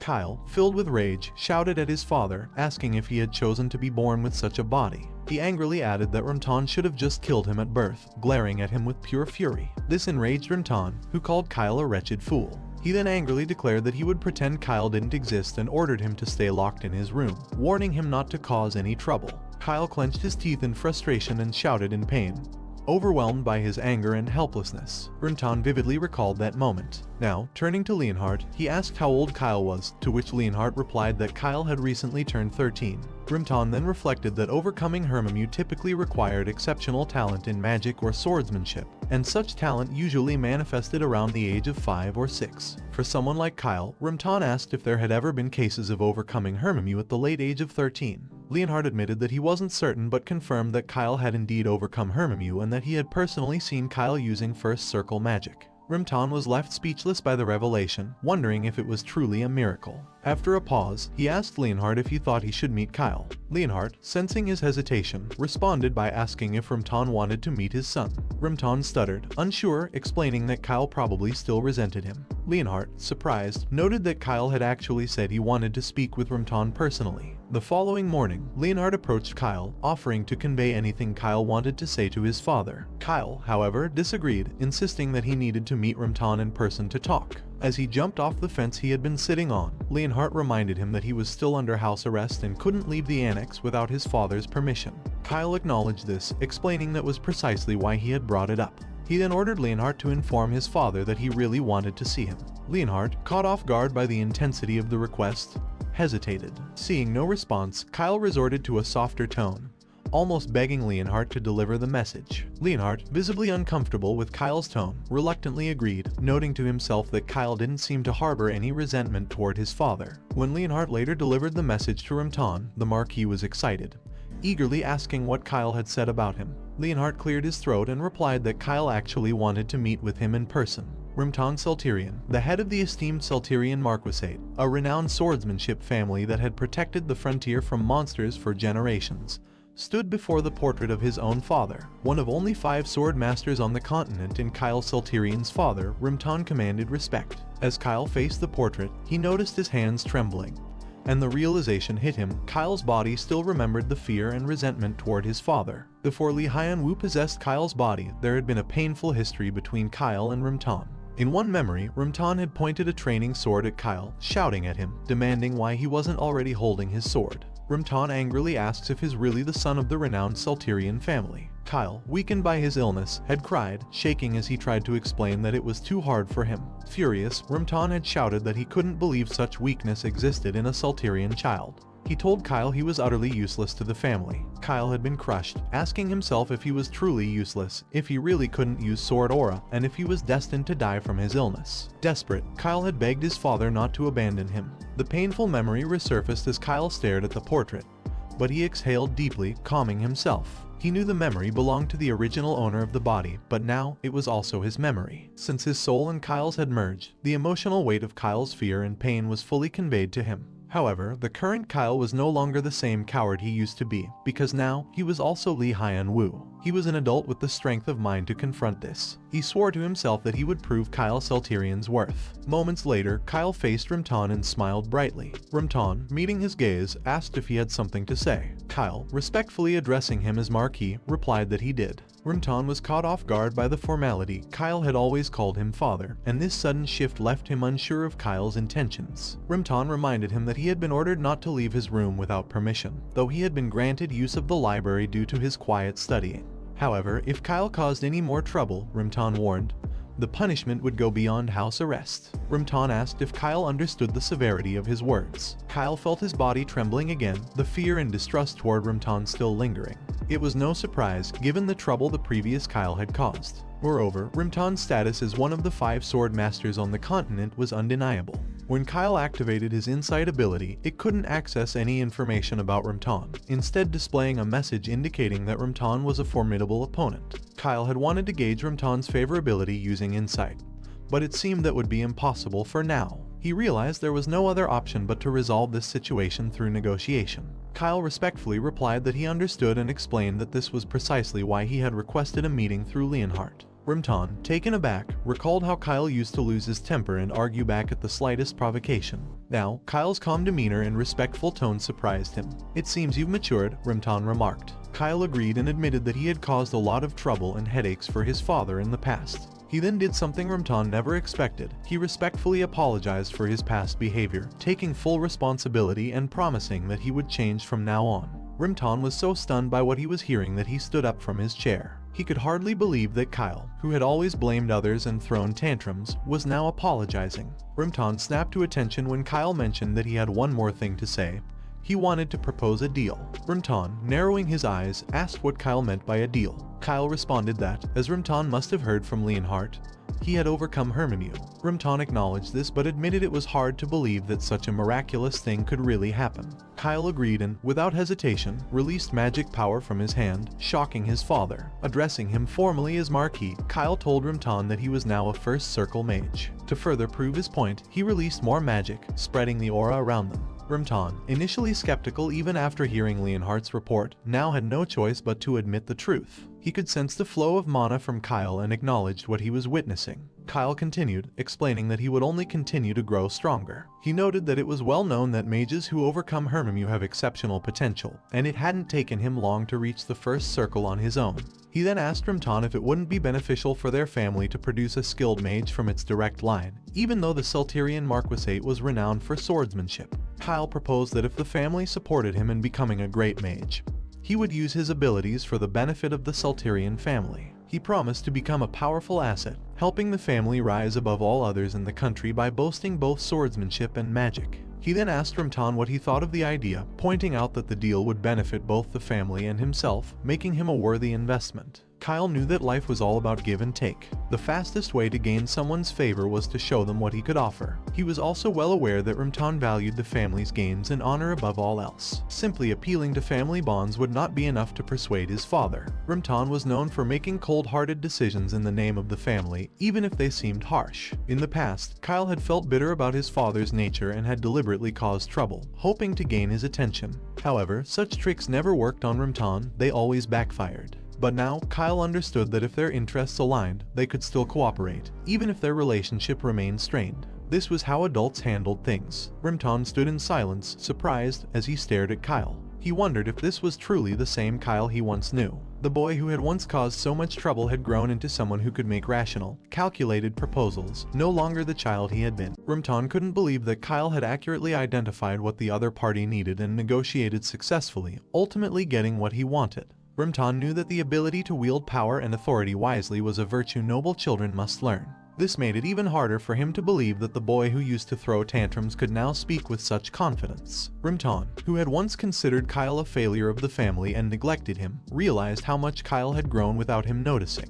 He replied by acknowledging Kyle as a valuable asset to the Soltarian family and assured him that he would spare no expense in providing funds and magic stones for his studies. He then encouraged Kyle to show his worth, to which Kyle confidently responded that he would live up to his expectations. A few days later, Kyle excitedly asked Leonhardt and Ursula what they thought as he introduced them to his new magic workshop.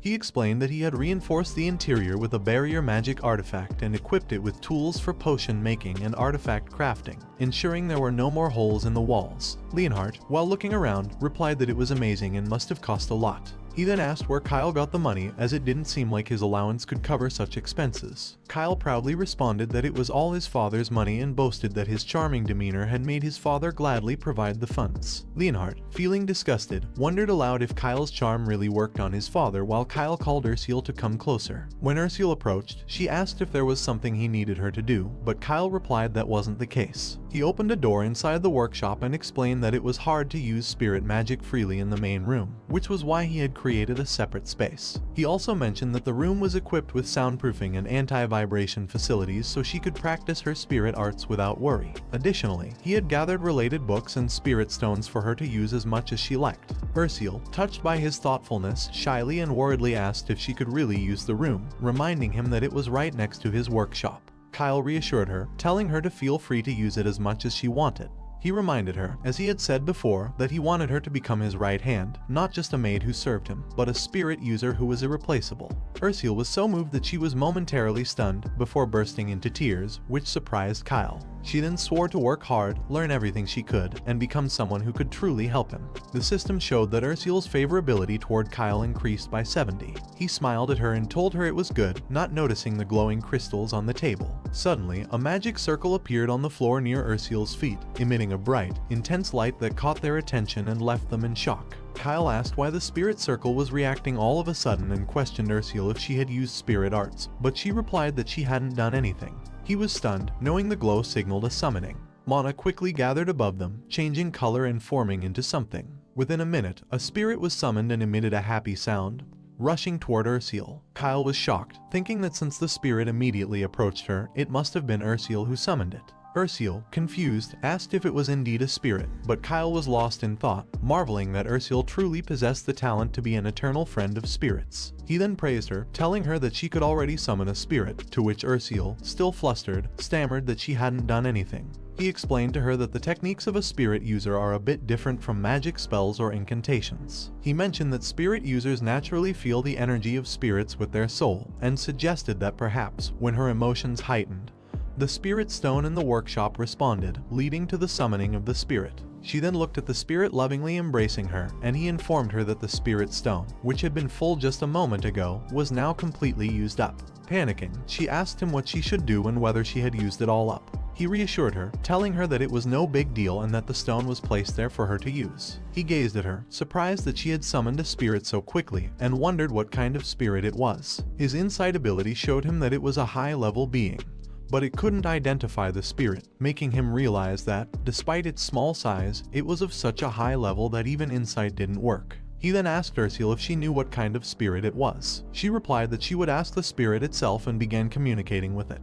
After a brief conversation, she told him the spirit's name was Asherus, an ancient spirit of light. Shocked, he shouted in disbelief, asking if the chubby little creature was truly an ancient spirit of light. The spirit angrily responded to him. Ancient spirits are the highest tier of spirits, and summoning one is a rare feat, even after using up all of one's spirit stones and praying for 3 days and nights. Yet Ursula had summoned one on her first try and did so unconsciously. However, he thought that for an ancient spirit, it looked a bit too unimpressive, which angered the spirit, causing it to bite his head. Ursula explained that Asherus said this wasn't its true form and that if it returned to its original form, the mansion would collapse. He quickly replied that he understood. She then gently grabbed Asherus while Leonhardt asked if he was okay, seeing him in tears while holding his head. Ursula told him that Asherus wanted to be her friend and asked what she should do. He explained that Asherus was asking to form a contract and, since it had come to her unconsciously, she must have a very strong affinity with it. Ursula then asked Asherus if it truly wanted to make a contract with her and if it was really okay, to which the spirit happily agreed. They opened a contract magic circle, and Ursula swore, I, Ursula Helheim, make the truest contract with the ancient spirit of light, Asherus. Asherus opened its eyes and declared that Ursula Helheim would be recorded as its summoner, then asked her to choose a name for it as an ID. Kyle, interrupting, suggested the name Flappy, causing Asheris to stare at him in silence for a moment before asking again for a name. Yet again, Kyle insisted that its name should be Flappy, and the spirit, feeling defeated, confirmed its name as Flappy. Kyle laughed victoriously. After the contract was complete, Flappy opened its eyes and happily rushed toward Ursiel, who thanked it for becoming her friend and said that from today it would be known as Flappy. The spirit joyfully agreed. Ursiel and Flappy sealed their contract, while Kyle watched proudly, glad that his talent development project was progressing so well. Some time passed, and a few days later Kyle received a visitor, one of his brothers. His brother mentioned that he hadn't been paying enough attention to Kyle as his older brother, but Kyle responded that it was nothing at all, and if anything, he should have visited his brother first. He then called out to Adolf, his second brother. Ursiel then poured them tea while Adolf stared at her. She asked if there was anything else they needed, and Kyle replied that she had worked hard and should rest, which she immediately agreed to before walking away. Adolf silently continued to watch her. He then asked Kyle if he was right in thinking that Ursiel was the one he had bought from the slave market. Adolf remarked that she was quite pretty and mentioned that he happened to need a new maid. He then asked if Kyle could send Ursiel to him, causing Kyle to stop drinking his tea in surprise. Kyle immediately thought Adolf was a scummy brat. He knew Adolf had come because he had heard the news about his healed Hermimew and was frustrated that this was the first thing Adolf mentioned.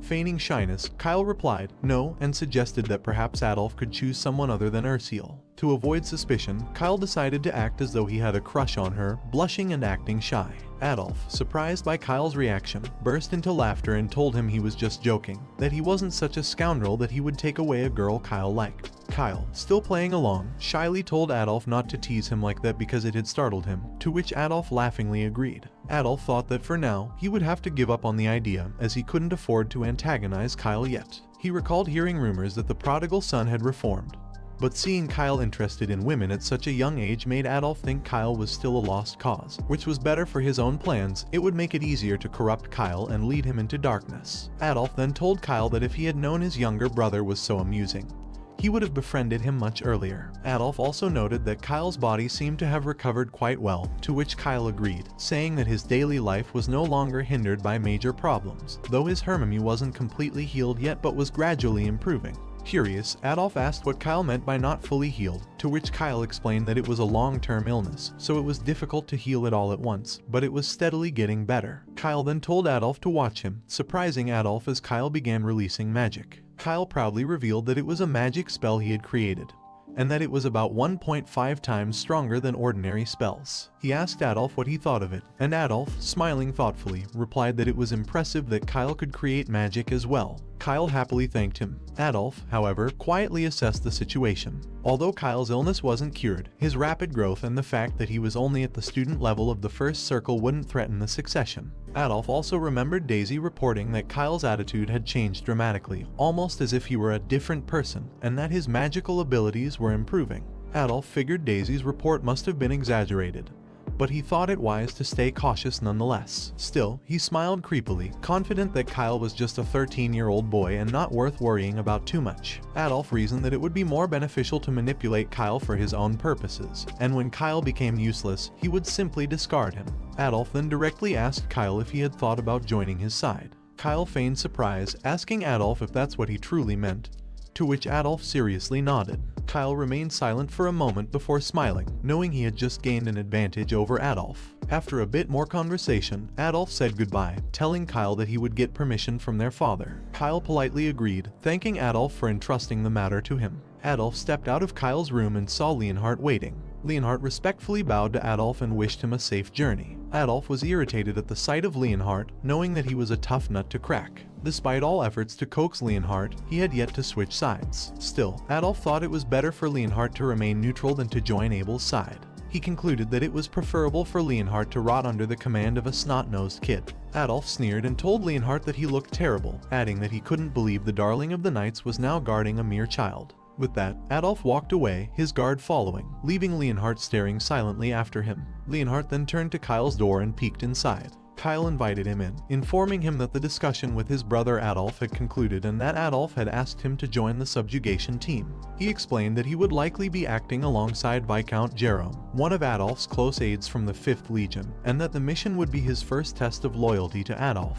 At the same time, it was an opportunity to gain recognition from the family. Leonhardt, surprised, immediately offered to join the subjugation team as well. However, Kyle ordered him not to follow, explaining that Adolf would become suspicious if Leonhardt, a trusted knight of their father, were around. Kyle needed to earn Adolf's trust, and bringing along his father's men would jeopardize that.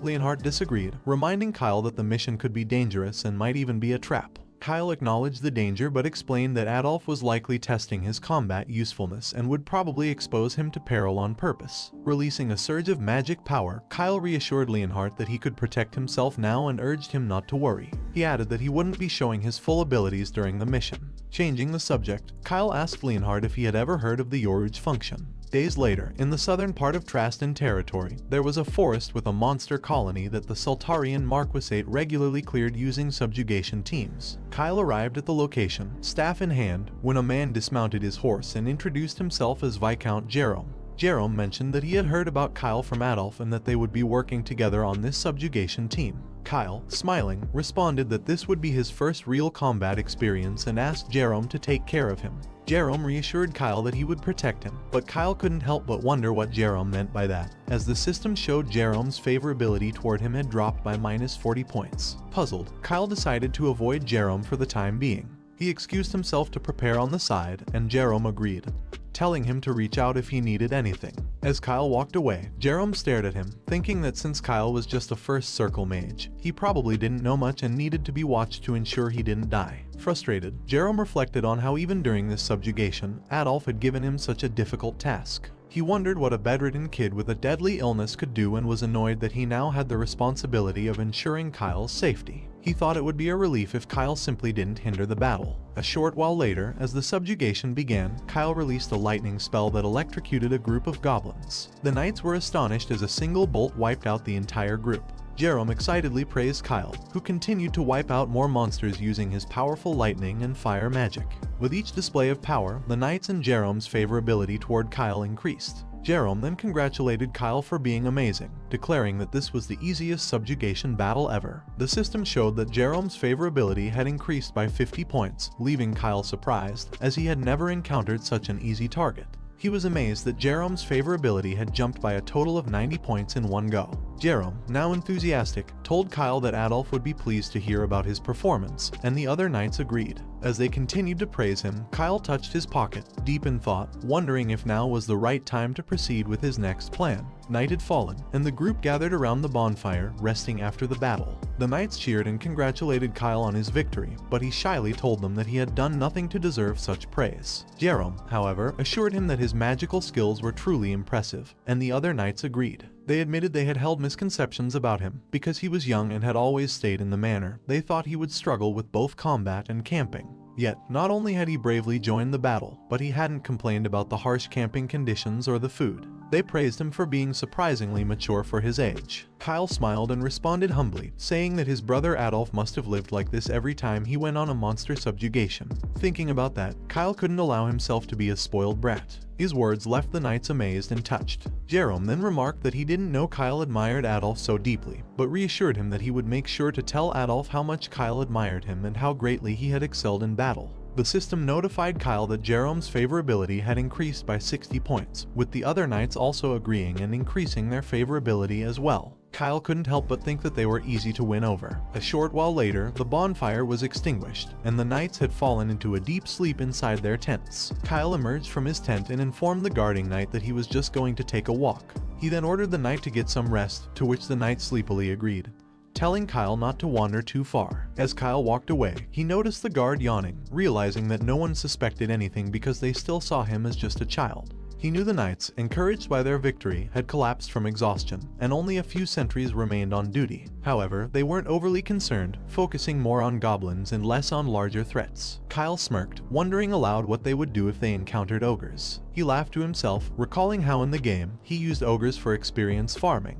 Kyle pulled out a small bottle of ogre perfume, a concoction he had created that could summon ogres within a 10-kilometer radius. Before crafting it, he had discussed it with Leonhardt. Leonhardt, unfamiliar with the item, had asked what it was. Kyle had explained that, as far as he knew, no one in this world had discovered the recipe yet, so it was likely that he was the first to create it. He told Leonhardt that the perfume literally summoned ogres, and the higher the quality, the larger the radius of its effect. Leonhardt had expressed concern, reminding Kyle that their subjugation target was the goblin colony, and ogres were high-level monsters, far more dangerous than goblins. The team might struggle to handle them. Kyle had calmly replied that this was exactly what he was aiming for. Kyle explained to Leonhardt that 12 expert knights were participating in this subjugation mission.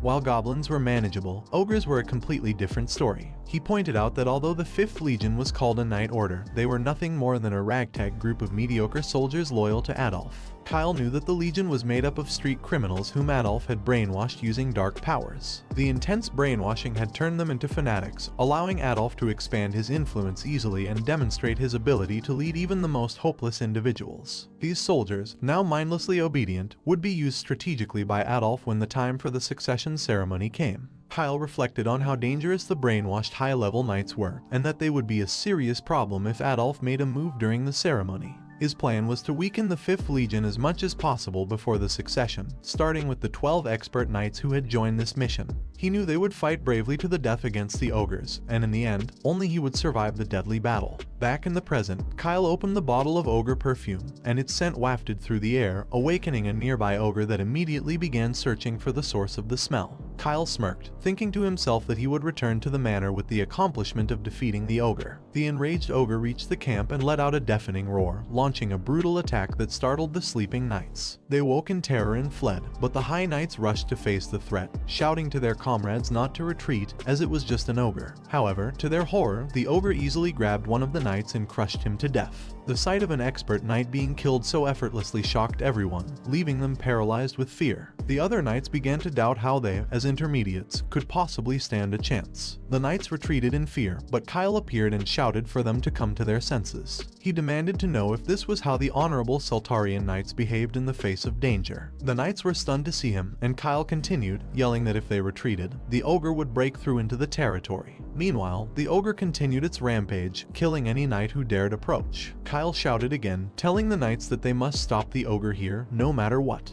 The knights, emboldened by his words, vowed to follow him. Just then, Viscount Jerome appeared on horseback, shouting that he was glad Kyle was safe. Jerome told Kyle to leave the battle to him as a high-level knight, because Adolf had ordered him to ensure nothing happened to Kyle. Jerome urged Kyle to seek shelter while he held off the ogre. However, Kyle disagreed, responding that he wouldn't run away. He told Jerome seriously that he would fight alongside the knights until the end, as he couldn't face Adolf if he abandoned his men and fled. Kyle then looked at Jerome and asked if he wasn't right, which left Jerome touched and amazed by Kyle's resolve. Kyle then released his magic power and cast a haste spell on Jerome, surprising him. Jerome immediately felt lighter and more agile. Kyle explained that since he was still a first circle mage, he would focus on providing support and controlling the battle from the back. He then ordered Jerome to lead the charge at the front, to which Jerome agreed, telling Kyle to leave it to him.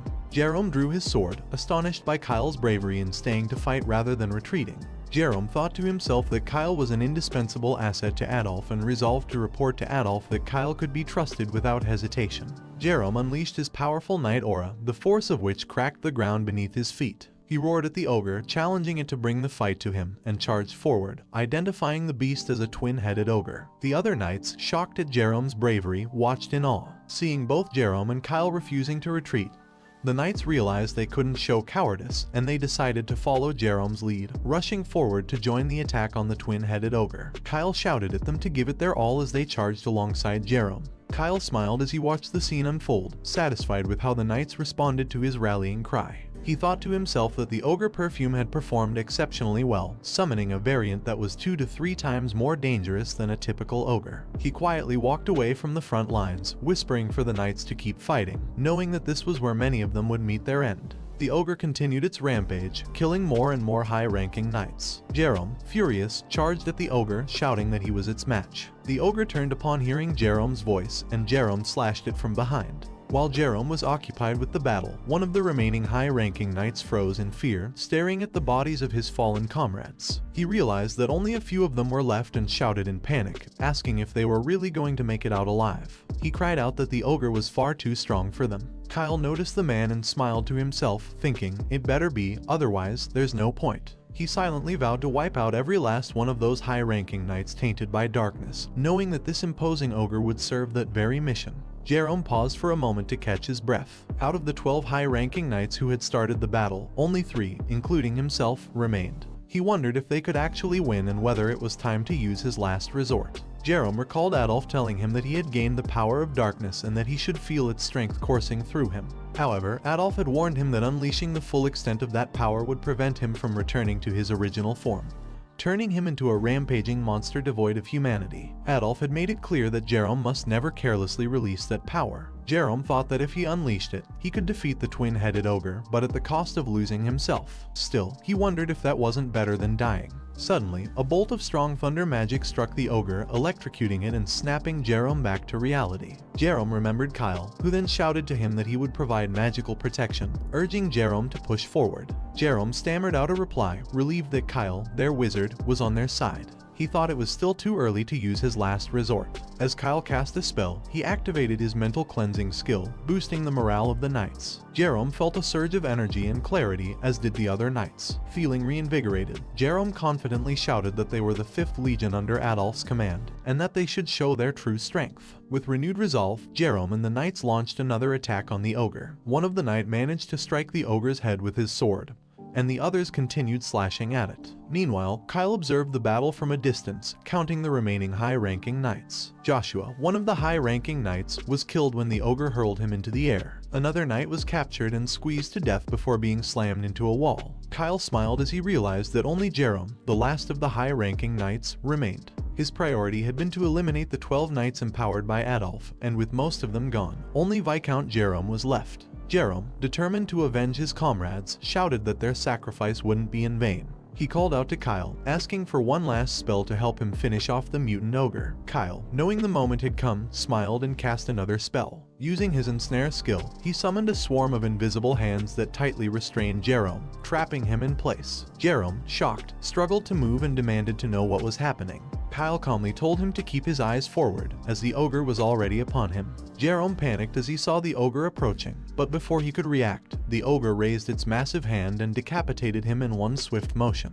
Blood splattered everywhere as Jerome's body collapsed, leaving the remaining knights in horror. They stared in disbelief, paralyzed by the realization that even Jerome had fallen. Panic set in, and the knights began shouting that they were going to die, drawing the ogre's attention. Fearfully, they wondered aloud if they would all meet the same fate as Jerome. Suddenly, a powerful fire spell descended upon the ogre, engulfing it in flames. The creature screamed in agony as it burned, and the knights stood in shock, watching the ogre slowly fall to the ground, finally dead. Kyle jumped down to the scene, announcing that it was over. The knights, still stunned, called out to him as he approached the ogre's corpse. Smiling, he grabbed the high-grade inner core from the ogre, knowing it was time to wrap up the charade. He turned to the remaining knights and shouted that the mutant ogre was dead, thanks to the opportunity Jerome had provided. Clenching his fist for emphasis, he declared that the victory belonged to the 12 brave high-level knights and to everyone who had fought valiantly, risking their lives for the cause. As the first light of the rising sun illuminated the scene, Kyle softly told them, "We did it." The knights, still in shock, took a moment to process his words. Slowly, realization dawned, and they erupted in cheers,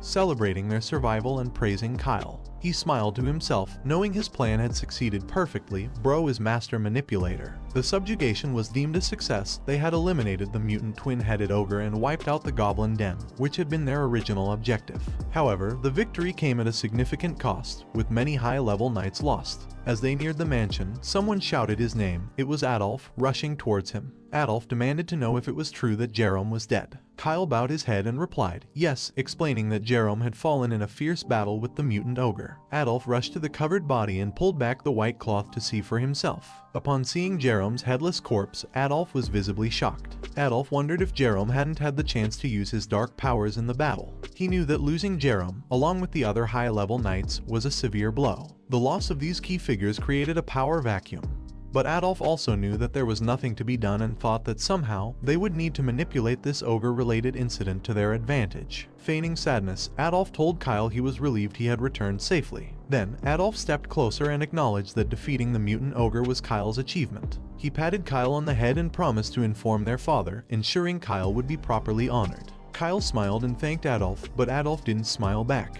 He simply stared at Kyle before furiously turning on his heel and storming back toward the mansion. Kyle, still smiling, thought to himself that for now, it seemed Adolf had been deceived quite well. Later, at the annex, Kyle proudly remarked to Leonhardt and Ursule that he had killed 2 birds with 1 stone, defeating the 5th Legion, gaining recognition from Adolf, and even acquiring the mutant ogre's core. Ursule carefully wiped his head as he added, laughing, that perhaps it was more like killing 3 birds with 1 stone. Leonhardt, concerned, told Kyle that what he did was dangerous but that it was a relief he returned safely. Kyle shrugged it off, saying it wasn't a big deal and that he could have defeated the mutant ogre on his own. He explained that he had only pretended to be weak to show that, while he had abilities, he was still harmless. Leonhardt then asked if Kyle planned to join Adolf's side now and what his intentions were regarding Abel. Kyle smiled, telling Leonhardt to just wait and see. He released Flappy back to Ursule and with confidence assured Leonhardt that Abel would come looking for him soon. A few days later, in the Seltarian conference room, Rimton addressed the gathered nobles. He announced that they would review the results of the expedition and decide on the distribution of the spoils. Additionally, they would discuss Kyle's contribution, which had been crucial in defeating the mutant ogre. He asked if anyone had objections. Adolf sat quietly, thinking that Rimton had taught him well, knowing this would be an opportunity to persuade Kyle further. The others, however, were in disbelief at Kyle's contribution.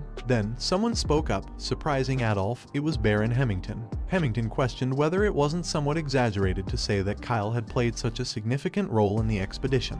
Rimton asked Hemington to clarify, and Hemington explained that while he understood Rimton cherished his youngest son and wanted to promote him, Kyle was still only a first circle wizard, essentially an apprentice who had just begun learning magic. Hemington pointed out that considering Kyle's past behavior and the trouble he had caused, it seemed excessive to commend his achievements merely for participating in the expedition and returning alive. Hemington added that it was hard to believe Kyle could have matured overnight and suggested that everyone knew about the many troublesome incidents Kyle had caused in the past. He expressed his concern about what other accidents Kyle might cause in the future. Kyle smiled to himself, thinking that Hemington didn't hesitate to speak up because of the reckless reputation Kyle had built over the years. Calmly, he addressed Hemington, telling him that one should experience fighting a mutant ogre in person before making any judgments. He added that it wasn't as easy as Hemington seemed to think, and perhaps Hemington would understand if he experienced it himself. Adolf was impressed by Kyle's reaction, while Hemington fumbled, trying to explain. Before he could continue, Abel intervened, calling Hemington's name seriously. Abel explained that even senior high-level knights would struggle to defeat an ogre, and fighting a mutant ogre, which was more than twice as strong as a regular one, and returning alive, was nearly a miracle.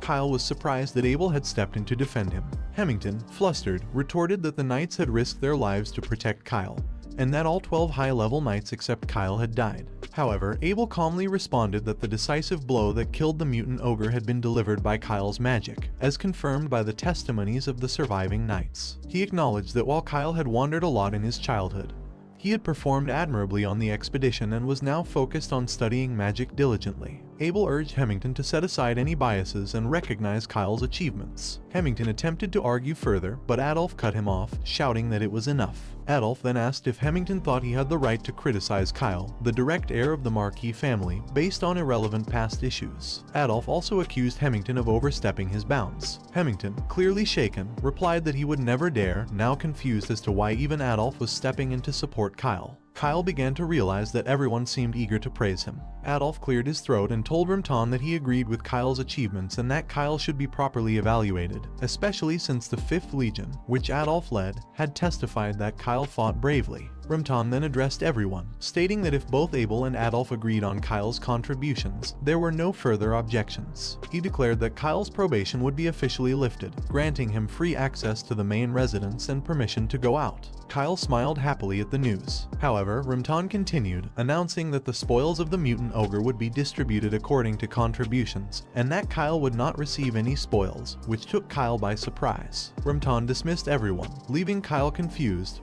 wondering why he hadn't received any spoils despite having his achievements recognized. Kyle quickly stopped his father and, with a sweet tone, asked if it was true that he wouldn't receive anything after going through all the trouble. Rimton calmly asked in return if Kyle was lacking anything, and then, in a whisper, reminded Kyle that he had kept the ogre core. This revelation shocked Kyle, making him realize that Rimton had caught on to his actions. Kyle immediately replied that he wasn't lacking anything and that just being freed from probation was enough. Rimton smiled and encouraged Kyle to do well from now on, saying that he trusted him. Kyle respectfully replied with a yes. As Kyle turned, Adolf appeared behind him and reminded him that he had kept his promise by informing their father of Kyle's achievements. Adolf told Kyle to remember how much he cared for him. Kyle replied with a smile, of course he knew, but internally he was irritated by Adolf's constant need to show off. Abel, observing them from afar, noticed the exchange and thought to himself that it seemed their youngest sibling had changed a bit. Abel then paused for a moment, realizing that he and Kyle needed to have a conversation soon. Later, Kyle had a meeting with his eldest brother, Abel, who told him that he possessed a rather trivial skill and that Kyle was the first to hear about it. Even their father didn't know. Kyle simply replied that he understood, but he felt a sense of pressure as Abel had suddenly appeared and was revealing a secret, even though Kyle had been waiting for Abel to come find him. A while earlier, after the meeting had ended and Kyle was about to leave with Leonhardt, Abel had called out to him, praising him for his performance in the battle. Abel had said that Kyle had successfully handled a real fight and was now a respectable wizard. Kyle had responded modestly, saying that he still had a long way to go since he was only a first circle mage and had been lucky during the expedition. Abel agreed and asked if Kyle had some time before dinner as he wanted to hear more details about Kyle's achievements in the expedition.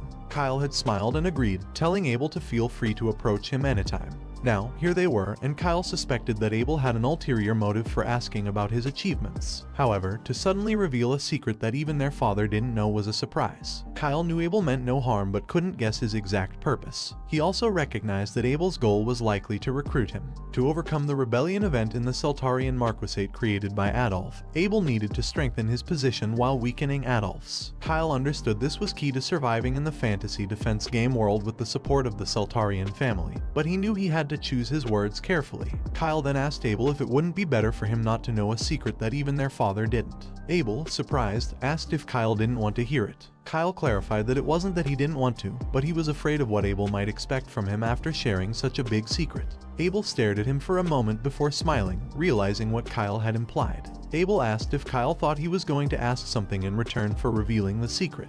Kyle replied that, yes, he expected his eldest brother to want something from him. Kyle then decided to be direct, telling Abel that he understood his intentions and didn't have the confidence to win a probing match against him, so it was better to be straightforward. He also revealed that although he was currently associated with their second brother, Adolf, he was not supporting him. However, that didn't mean he planned to join Abel's side either. Meanwhile, on the training grounds of the main mansion, Daisy stood watching as Adolf released a powerful aura, taking out his anger on the dummies. With one final swing, Adolf sliced a practice dummy in half, sending it rolling toward Daisy. Adolf asked if it was true that the eldest had gone to see Kyle. Daisy fearfully replied yes and reported that the escort knights were present, so she couldn't overhear the conversation. Grabbing a towel, Adolf grumbled that he already had a good idea of what Abel would say, seething with frustration. Adolf had his eyes on Kyle first and now wondered if Abel thought he could easily win Kyle over. Angry, Adolf told Daisy that if Kyle were to be swayed by Abel, he would have Kyle poisoned or worse. After all, that's why he had placed Daisy there. Daisy was silent for a moment, glancing at the half-destroyed dummy on the ground before replying, yes, in fear. Back in the annex, Abel was taken aback by Kyle's blunt words. Abel then asked if Kyle would like to explain why he felt this way, and Kyle nodded. Kyle explained that it was because his eldest brother was kind, causing Abel to jump in surprise, clearly embarrassed. Abel asked what Kyle meant by calling him kind. Kyle knew that Abel's kindness wasn't just based on his actions in the game, and he confirmed this by using his insight. Even though Kyle's insight couldn't read Abel's status due to his high level, he could see that Abel's favorability toward him was at 0, not negative. This was surprising, as except for Ursiel, no one had ever regarded the troublesome Kyle favorably before. Shyly, Kyle told Abel that he really was a good person. Abel, even more embarrassed, thanked Kyle for seeing him in such a positive light but admitted that he felt a bit guilty. As his eldest brother, Abel said he hadn't been able to take care of Kyle properly, and was only coming to him now. Kyle, with a grin, reassured him that there was no need to apologize. He joked that if he had a troublesome younger sibling like himself, he would have buried them long ago, so the fact that Abel hadn't done so was already impressive. Abel was left speechless by Kyle's remark. Abel laughed, telling Kyle that he was really good at making jokes. He added that if he had known Kyle was such a witty younger brother, he would have tried to connect with him sooner, and if that had been the case, he might not have lost out to Adolf. But then Abel's tone turned serious and he called Kyle's name, telling him that he could offer everything Adolf had promised, and in fact, even better conditions. Abel asked if there was any room for reconsideration, adding that he wasn't inclined to back down just because he was kind. Kyle replied that he was indulging the kind-hearted Abel by hearing him out, but noted that at least Abel wouldn't kill him for joining Adolf's side. Adolf, however, was different. He had a cruel nature, and if Kyle became a hindrance, Adolf would use any means necessary to remove him. Kyle explained that, having just overcome Hermimew and still being a first circle wizard, he lacked the strength to protect himself. If Adolf ever decided to target his life, Kyle admitted he wouldn't be able to withstand him. Abel looked at Kyle thoughtfully and remarked that Kyle was probably the only one in the family to give such an extreme assessment of Adolf. Kyle agreed, pointing out that Abel hadn't refuted his evaluation or raised any objections, so he must at least partly agree. Abel nodded, saying that this brought them back to the first point he'd made. Abel then admitted that his so-called trivial skill was good intuition. Since childhood, he'd always had a bad feeling before something terrible happened, and following that intuition had helped him avoid danger. As the succession ceremony approached, Abel's bad premonitions had only grown stronger, especially regarding Adolf, from whom he sensed a dangerous aura. Without concrete evidence, though, Abel wasn't sure how to act. Kyle was taken aback, realizing that Abel's intuition might be a low-level form of precognition, as it seemed to faintly detect dark powers. He recalled that in the game, Abel didn't have such abilities, which made him wonder if, by entering the game world, certain characters had developed talents they didn't previously possess. Ursiel, for instance, had evolved from a minor character who was meant to vanish to someone with exceptional elemental magic talent. Abel continued, explaining that despite his bad feelings, Adolf was still his biological brother and the second direct heir of the Marquis family. Although their father thought Adolf was a bit violent, Rimton didn't believe Adolf would do anything that crossed the line. Abel said that was why he had been trying to keep Adolf in check. He had no convincing reason to persuade others and had kept his worries secret. Kyle responded that he trusted Abel's intuition. He warned that if Adolf became the Marquis successor, the Seltarian family would be doomed, and everyone, including himself, wouldn't be safe. Abel was surprised by how much Kyle believed in his intuition. Abel then asked Kyle what he planned to do. Kyle revealed that he intended to pretend to join Adolf's side and keep an eye on things. For now, he would act as a loyal subordinate, making Adolf let his guard down. Then, at the right moment, Kyle would strike Adolf hard. Abel understood, summarizing that Kyle planned to hit Adolf from behind. Kyle confirmed this, adding that with Abel's help, they could bring Adolf down more decisively. Kyle extended his hand to Abel and asked what he thought about it and if he will help him. Abel was taken aback but smiled, replying how could he refuse his cute sibling's request as the eldest brother, and promised to support Kyle from behind. Kyle then asked Abel if he could do him a favor first. A few days later, Leonhardt was surprised to see a large pile of platinum coins. He asked, astonished, if he was correct in thinking that just one of those coins was worth several times his monthly salary, knowing that one platinum coin was equal to 10 gold coins. Leonhardt then asked him where all that money came from, to which he proudly replied that he got it from his eldest brother, Abel. Shocked, Leonhardt asked how, and he explained that he originally intended to borrow just a little. However, Abel asked how much he needed and immediately offered to prepare the amount, saying he didn't need to repay it as it was a gift for his younger brother. He then happily shared with Leonhardt, who was still stunned that he never knew his eldest brother, Abel, was so generous. Leonhardt then noticed something else and pointed at the circular crystal, asking what it was. He replied that it was a personal communicator, which Abel had given him to make it easier for them to stay in touch. Leonhardt could hardly believe that Abel had just given him a personal communicator and asked if he knew how expensive it was. Leonhardt explained that he could buy a mansion with a garden for the price of one of those communicators. He replied that he knew, but it was a simplified version that could only be used for direct communication with Abel. Leonhardt stared at him for a moment before commenting that, judging by the situation, things must have gone well with Abel. He excitedly confirmed, saying it turned out Abel was as kind as he had thought. He then handed the platinum coins to Leonhardt, asking him to hold on to them for now because he'd need them soon. Leonhardt, confused, asked what he needed that much money for, especially since the workshop renovation was finished and they had recently bought magic stones and spirit stones, so there was no need to purchase more. Stretching his arms, he explained to Leonhardt that he was going to make money and it would serve as his investment fund. The next day, Ursula raised her staff and focused her power on it, attempting to gather light at the tip to brighten the surroundings. However, Flappy suddenly emitted a bright light, leaving her shocked and confused. She had been trying to make the staff glow, but instead, Flappy was glowing while sitting on Kyle's head. Panicking, she shouted at Flappy not to sit on his head, apologizing, but he calmly replied that it was fine, like having a headlamp. Confused, she asked what a headlamp was while Leonhardt stood nearby, holding his head in frustration. Leonhardt then called for their attention and asked why they were in a dungeon. Kyle simply replied that they were in a dungeon because there was a dungeon, so they went inside. This only frustrated Leonhardt further, and he shouted that it wasn't what he meant. Leonhardt reminded him that they had clearly left the house, saying they were visiting in Felham, the neighboring estate, so he was confused why they suddenly headed to a dungeon instead. Laughing, Kyle explained that since the dungeon was on the way to Infellum, he thought they'd stop by. Leonhardt sighed in defeat but insisted they should leave the dungeon because it wasn't a place to linger. Kyle, however, asked what he was talking about and said the dungeon exploration had only just begun. Leonhardt yelled that it was dangerous, startling Kyle. Leonhardt then explained that he should think about the way they had come. The monsters had been swarming at the entrance of the cave, but as they ventured deeper, their numbers and presence gradually decreased. This likely meant that a boss monster was deeper inside, and mid to low level monsters were avoiding the area because they were wary of it. Leonhardt then told him that so far, things had been manageable, but from here on, no one knew what might come out. He urged that they should turn back, but instead, he approached Leonhardt and revealed that the boss was exactly their target, causing Leonhardt to look at him in shock. Realizing that he had known this from the start, Leonhardt accused him of leaving the house under the pretense of going to Infellum. He replied that they did indeed have business in Infellum, however, he knew there was a dungeon along the way. If he had said they were heading to a dungeon from the beginning, they wouldn't have been able to leave the house, and the number of knights guarding them would have multiplied. He went on to explain that if Adolf's spies had followed them, Abel might have insisted on sending his own guards as well, creating chaos. So how could they clear the dungeon in such a situation?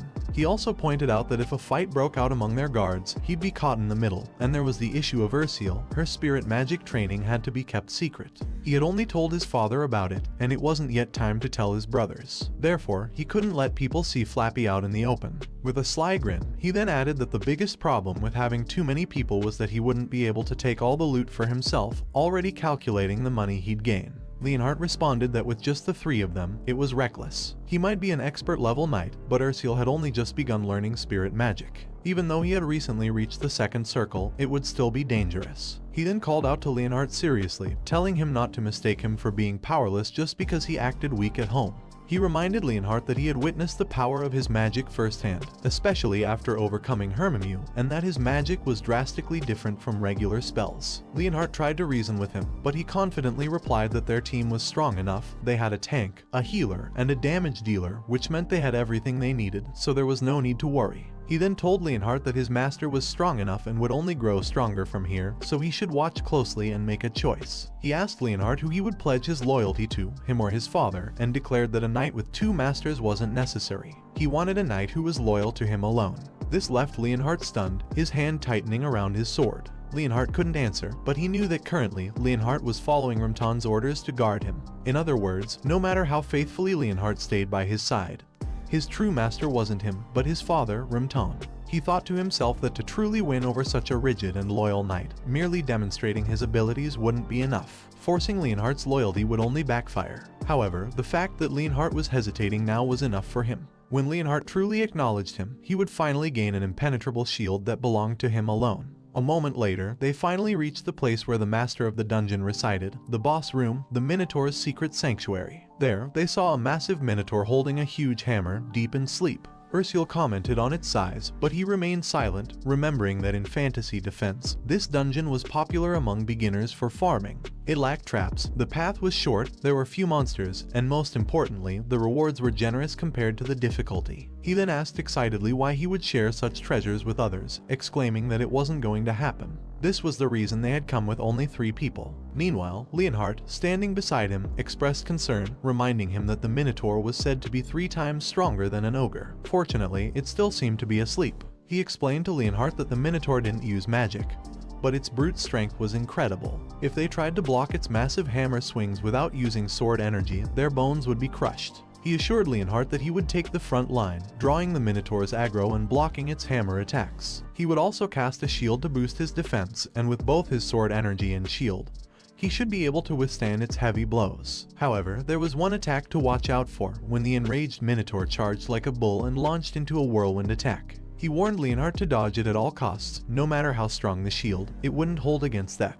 He also instructed Leonhardt to lure the Minotaur to the outer edges while dodging as much as possible, and once the whirlwind stopped, the Minotaur would be exhausted for a while, which would be their opportunity to strike. Leonhardt nodded in understanding. He then turned to Ursule, telling her to cast buffs on him and Leonhardt before the battle. Since this was her first real fight, he reassured her that if she was scared, it was okay to cast the buffs and hide behind a rock. However, she disagreed, telling him that she didn't study spirit magic just to hide. With confidence, she assured him that she wanted to help and would show him the results of her training today. He was amazed by her determination and, admiring her resolve, agreed but cautioned her not to overdo it and to keep a safe distance. He reminded her that she was the party's healer and buffer and asked her what her most important role was. She replied that it was to protect him, but he corrected her, explaining that the most important thing was to stay alive. As long as she didn't fall, they would always have a chance. He emphasized that she was holding both his and Leonhardt's lives in her hands, so she should never neglect her own safety. Touched by his words, she shyly responded that she understood.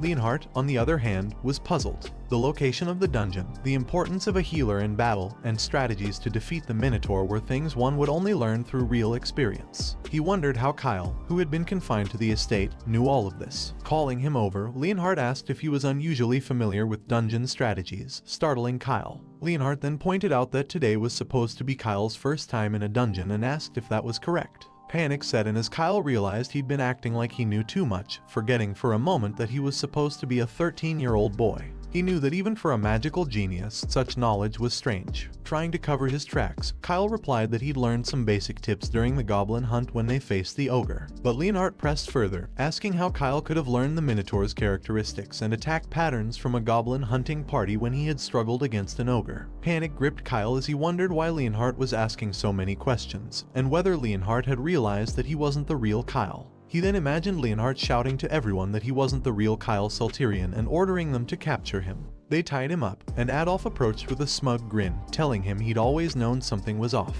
There was no way that bratty noble would mature so suddenly. It had to be a demon's doing, and he should be burned immediately. Adolf held a lit torch, while Leonhardt and Abel glared at him in anger. Kyle screamed no, in fear, but was killed in the end, a game over for him. Panic gripped him as he imagined this horrible scenario, thinking that it mustn't happen. Stuttering, he shouted to Leonhardt that he read it in a book. Leonhardt asked if he meant that he had learned about the Minotaur from a book. Kyle hastily replied yes, explaining that he had spent a lot of time in the library and secretly read some military strategy books as well. He gave Leonhardt a nervous smile, desperately hoping he would believe the excuse. After a moment of silence, Leonhardt smiled and said he understood. He added that Kyle had been going to the library a lot lately, studying not just magic but monster strategies as well, and he was impressed. Kyle, meanwhile, wondered if his excuse had really worked. Leonhardt continued, saying he was sure Kyle's father would be proud of his progress, which was remarkable. Ursule agreed, adding that Kyle had always been amazing and cool, with Flappy nodding in agreement. Seeing their favorability towards him increase, Kyle thought to himself that Leonhardt, despite seeming hard to please, was actually quite easy to convince. He also realized that it would be a good idea to come up with more excuses about knowing the game world well. He couldn't keep relying on the label of magical genius forever. After some discussions and strategy planning, Ursule cast her light spells, granting them the strength to protect themselves. She summoned light empowerment and healing beasts, and the system showed Kyle that the light's empowerment increased their health and defense by 30%, while also enhancing mana and sword energy. The light healing restored lost health and provided an automatic healing effect for a set duration. Kyle praised Ursule, telling her that the effect was much stronger now than when she first learned it, and it showed how much she had improved. Ursule shyly smiled in response, proud of her progress. Kyle turned forward, announcing that it was time to begin. They faced the Minotaur, and Kyle ordered Leonhardt to attack. Leonhardt rushed forward, and as he approached, the Minotaur opened its eyes, screaming in fury and blocking Leonhardt's attack with its hammer. The Minotaur rose to its feet, ready to face Leonhardt. However, Leonhardt noticed that with his shield and Ursule's buffs, his body felt completely different, sturdier and much lighter than before. The Minotaur glared at them and asked who dared to disturb its slumber and come for its treasure. It roared, declaring that if they sought its treasure, they would be split in half by its hammer and no one would be forgiven for coveting its hoard. Suddenly, a block of ice crashed into its face, making it angrier. Confused, it demanded to know what it was. Kyle smirked and asked what the Minotaur thought it was, declaring himself a dungeon thief while casting his Ice Lance spell. The Minotaur managed to block the attack with its hammer, but the pressure was so intense that the Minotaur felt a surge of pain. Suddenly, Leonhard appeared behind the Minotaur, slashing its shoulder with his sword and causing it to roar in agony. Leonhard warned the beast not to lose focus, while Kyle, casting another spell, praised Leonhard, saying, "My knight is very capable." The Minotaur shouted that it was unbelievable, raising its hammer as Leonhard stood close by. It called them wretches, and Leonhard froze when he heard the Minotaur declare that none of them would leave alive as they aimed for its treasure. Kyle immediately activated his magic circle, casting the stone skin spell on Leonhard, allowing him to block the hammer's powerful blow. The Minotaur was shocked upon seeing this and demanded to know how Leonhard had managed to block an attack with all its strength. Leonhard struggled to hold up his shield, feeling the tremendous force behind the blow. He knew that if Kyle hadn't timed the shield and stone skin spells perfectly, his arm would have been shattered. Leonhard noticed that Kyle used magic with precision, almost as if he could foresee the next move. His sense of timing with magic guided the flow of the battle smoothly. Kyle's innate intuition for assessing the situation and using magic reassured Leonhard that Kyle was in control of the fight. Kyle then ordered Leonhard to move and cast the ensnare spell on the Minotaur, immobilizing it. The creature panicked when it realized it couldn't move. Kyle quickly followed up with a barrage of magic missiles, striking the Minotaur multiple times, causing it to scream in pain before collapsing to its knees. Leonhard asked if they had defeated it, but Kyle didn't respond. Suddenly, the Minotaur laughed, mocking them for pushing it so far but warning them that it was the end for them. It unleashed its special skill, Whirlwind, spinning its hammer at top speed to create a tornado around itself. Kyle shouted to Leonhard that it was a whirlwind attack, ordering him to hold the Minotaur's aggro and lure it to the outskirts. He commanded them to split left and right. Leonhard responded with a quick yes, and rushed to the left using his haste skill. Ursula cast her Blessing of Light on Leonhard, enhancing his agility. Leonhard stopped when he got closer to the Minotaur, throwing a dagger that struck its neck, successfully getting its attention. The Minotaur charged at him, and Leonhard led it toward the outskirts while Kyle and Ursula hid on the right side. Kyle began counting down from 30 seconds, reminding them that avoiding the whirlwind attack was the best strategy for now. They couldn't face it directly, but after the Minotaur's big attack, it would be exhausted and vulnerable to a counterattack. As the countdown reached 5 seconds, Leonhard sprinted toward the outskirts, trying to avoid being caught by the Minotaur's whirlwind. Ursula watched from the other side, horrified. The countdown hit 4, then 3 seconds as the Minotaur raised its hammer, charging all its energy into a final strike. Leonhard stopped in terror for a moment. As the hammer came down at 1 second, Leonhard narrowly avoided it by an inch. The haste spell that had increased his speed, and the Blessing of Light that had bolstered his defense and endurance, expired just as the Minotaur stopped moving. Leonhard realized that Kyle's support spells had also ended at the same time, and if they had been even a second late, they wouldn't have dodged the attack. This made Leonhard wonder whether it was just coincidence or if Kyle had calculated the timing from the very start. Kyle then unleashed Sharp Icicle of Ice, declaring that it was now time to strike. The system confirmed that the spell formula's user control mode had been activated, and Kyle told them that this was true magic, the ability to break limits. He raised his hand and cast Ice Lance, instantly defeating and killing the Minotaur. Ursula used her healing light to heal Leonhard's wounds, successfully restoring him to full health. Grateful, Leonhard thanked her, while Kyle rushed towards the treasure chest in excitement. Overcome with joy, he kissed the chest and shouted about the beauty of the treasure, marveling at how it sparkled even from the shell. He eagerly opened the chest and activated his insight talent. His insight revealed that the sword was the Sword of the Rhino, an artifact forged from the solid bones of a rhino and a special metal.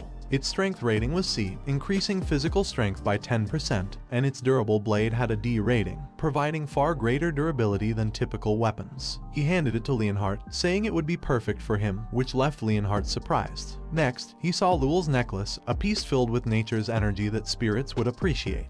Its Nature's Blessing was rated C, allowing it to store natural energy, while its Clear Mind ability, rated D, gathered energy slightly faster than usual. He gave the necklace to Ursula, explaining that it was an artifact for spirits, and she should use it. Ursula was startled and confused by this, and both she and Leonhard were flustered as they looked at the items he had given them. Meanwhile, he continued rummaging through the treasure chest, finally finding what he had been searching for, the Staff of Bravery. His insight showed that the staff emitted a bold aura, allowing for faster spell casting. It also had a memorize ability rated C+, which could store up to 3 spells that could be cast without mana consumption, with a maximum capacity for 2 circle spells. He recalled that, in fantasy defense, if he followed the wizard's path, acquiring this weapon from the Minotaur dungeon was essential because it was an overpowered staff that could be used until reaching higher circles. Hugging the staff excitedly, he realized that with it, he wouldn't have to worry about his weapon needs for a long time. Leonhardt stared at the sword, noting that even at a glance, it was a fine weapon with magical effects. He realized it was no wonder the Minotaur had risked its life to guard such a treasure, but he wondered if he was truly worthy of receiving it, especially since he couldn't even answer Kyle's question during the battle. Ursula then admitted that she felt guilty because she was only receiving from Kyle, and although she wanted to be of more help, she didn't know how she could ever repay him for such a treasure. Kyle simply asked her what she was talking about, reminding her of how much help she provided during the battle, and reassured her that she was a great asset. However, Leonhardt agreed with Ursula, saying the sword was too valuable for him to use, and he tried to return it. Kyle, exasperated, asked Leonhardt what was wrong with him. Sighing, Kyle explained that giving them this equipment wasn't just a reward, but a necessity to make them stronger. They needed to increase their power quickly as there wasn't enough time, and the items would significantly boost their strength. He then explained that while standard procedure with high-grade dungeon rewards would be to report them to the family for proper distribution, he had no intention of reporting this loot. He didn't want the other members of the family to know about their newfound strength. Addressing them seriously, he told Leonhardt and Ursula that they were the only ones he could trust, and they needed to take the artifacts to raise their power so they could become his strength. They had to become stronger because it was the only way to survive, especially with the impending darkness looming over the house of Celterion.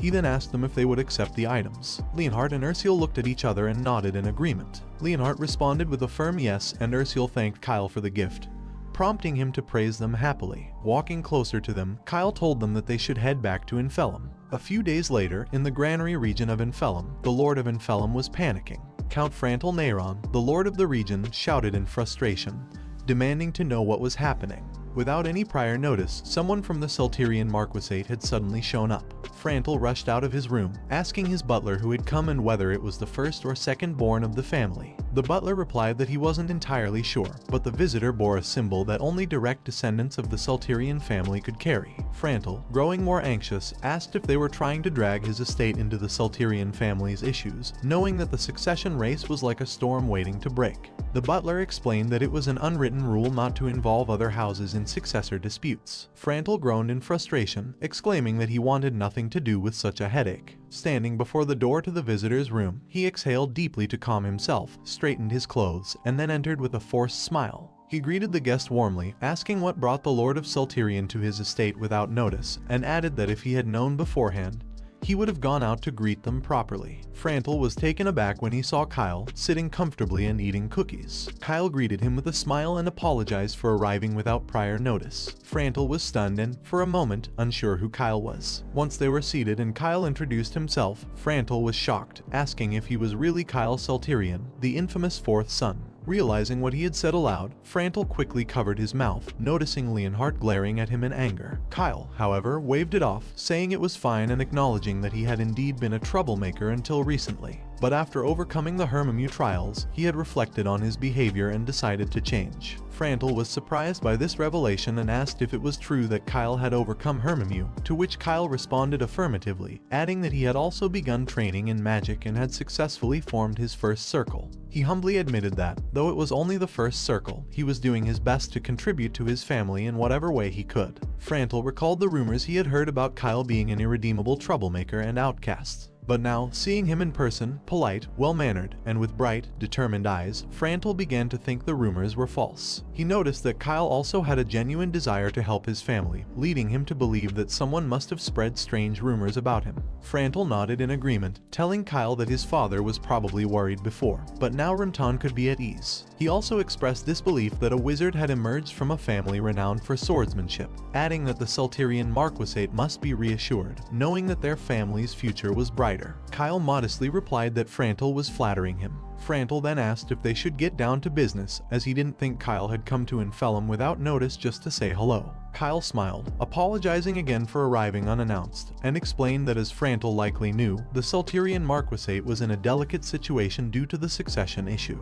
He wanted to avoid drawing attention to his movements. Frantle nodded in understanding, acknowledging that it made sense. Kyle then explained that the reason for his visit was to purchase grain from Infellum, as it was the largest granary in the north. Frantle, confused, asked if Kyle wanted to buy more grain, reminding him that they already had a regular trade deal with the Salterian family. Kyle confirmed this but clarified that the grain would be for his personal use, specifically for magic research. He added that he couldn't reveal the nature of the research just yet but assured Frantle that it wouldn't be a one-time deal. Kyle intended to make regular purchases, as Infellum had enjoyed several years of good harvests, and had excess grain that they struggled to manage. Kyle proposed buying the surplus stock, which had become difficult to store and maintain. As he spoke about the budget, Kyle snapped his fingers, and Leonhardt stepped forward with a bag in hand. Opening it, Leonhardt revealed a stash of platinum coins. Kyle asked Frantle how the proposal sounded. Both the butler and Frantle were stunned by the sight of the platinum coins, and Frantle couldn't help but wonder how someone as young as Kyle could have access to such wealth. Frantle cleared his throat and assured Kyle that there was no issue with selling the excess grain, as they had more than they knew what to do with.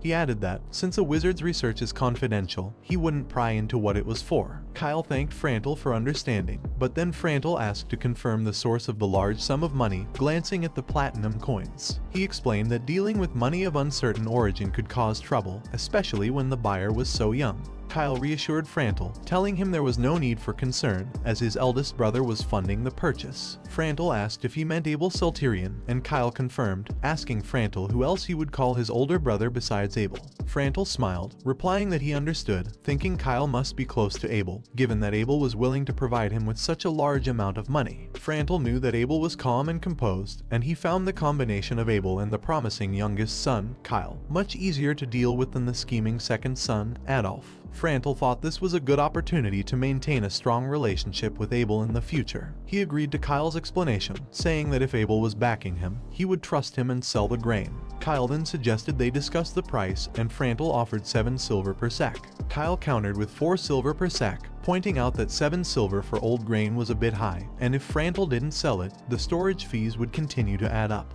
He suggested clearing it all out by selling it to him. Frantle, however, proposed 6 silver per sack, but Kyle responded with 4.5 silver per sack, adding that anything higher would weigh on his conscience. Frantle was surprised and remarked that considering the storage costs, he at least deserved 5 silver per sack. Leonhardt, watching them closely, observed the exchange as they continued to haggle over the price. After a moment, both parties agreed on 5 silver per sack, and Kyle happily exclaimed that they had struck a solid deal.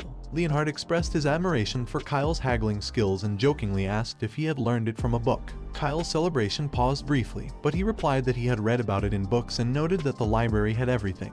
However, in truth, he had learned haggling from online markets. Leonhardt then asked if Kyle had come to Infellum to make money, and if buying the grain was part of that plan. Kyle confirmed this, explaining that he intended to buy the grain while it was cheap and sell it when demand increased to make a profit. Leonhardt pointed out that the current grain supply was stable, and their state, Traston, had already secured enough stock to last until next year. Even if Kyle sold old grain, it was unlikely to be profitable. Kyle responded by asking if Leonhardt had heard of preparing for the unexpected, explaining that he was preparing in advance because a massive famine was on the horizon. Kyle remembered the storyline from the game. After the Salterian family's succession ceremony, an unprecedented weather anomaly would cause a severe famine, sending grain prices skyrocketing.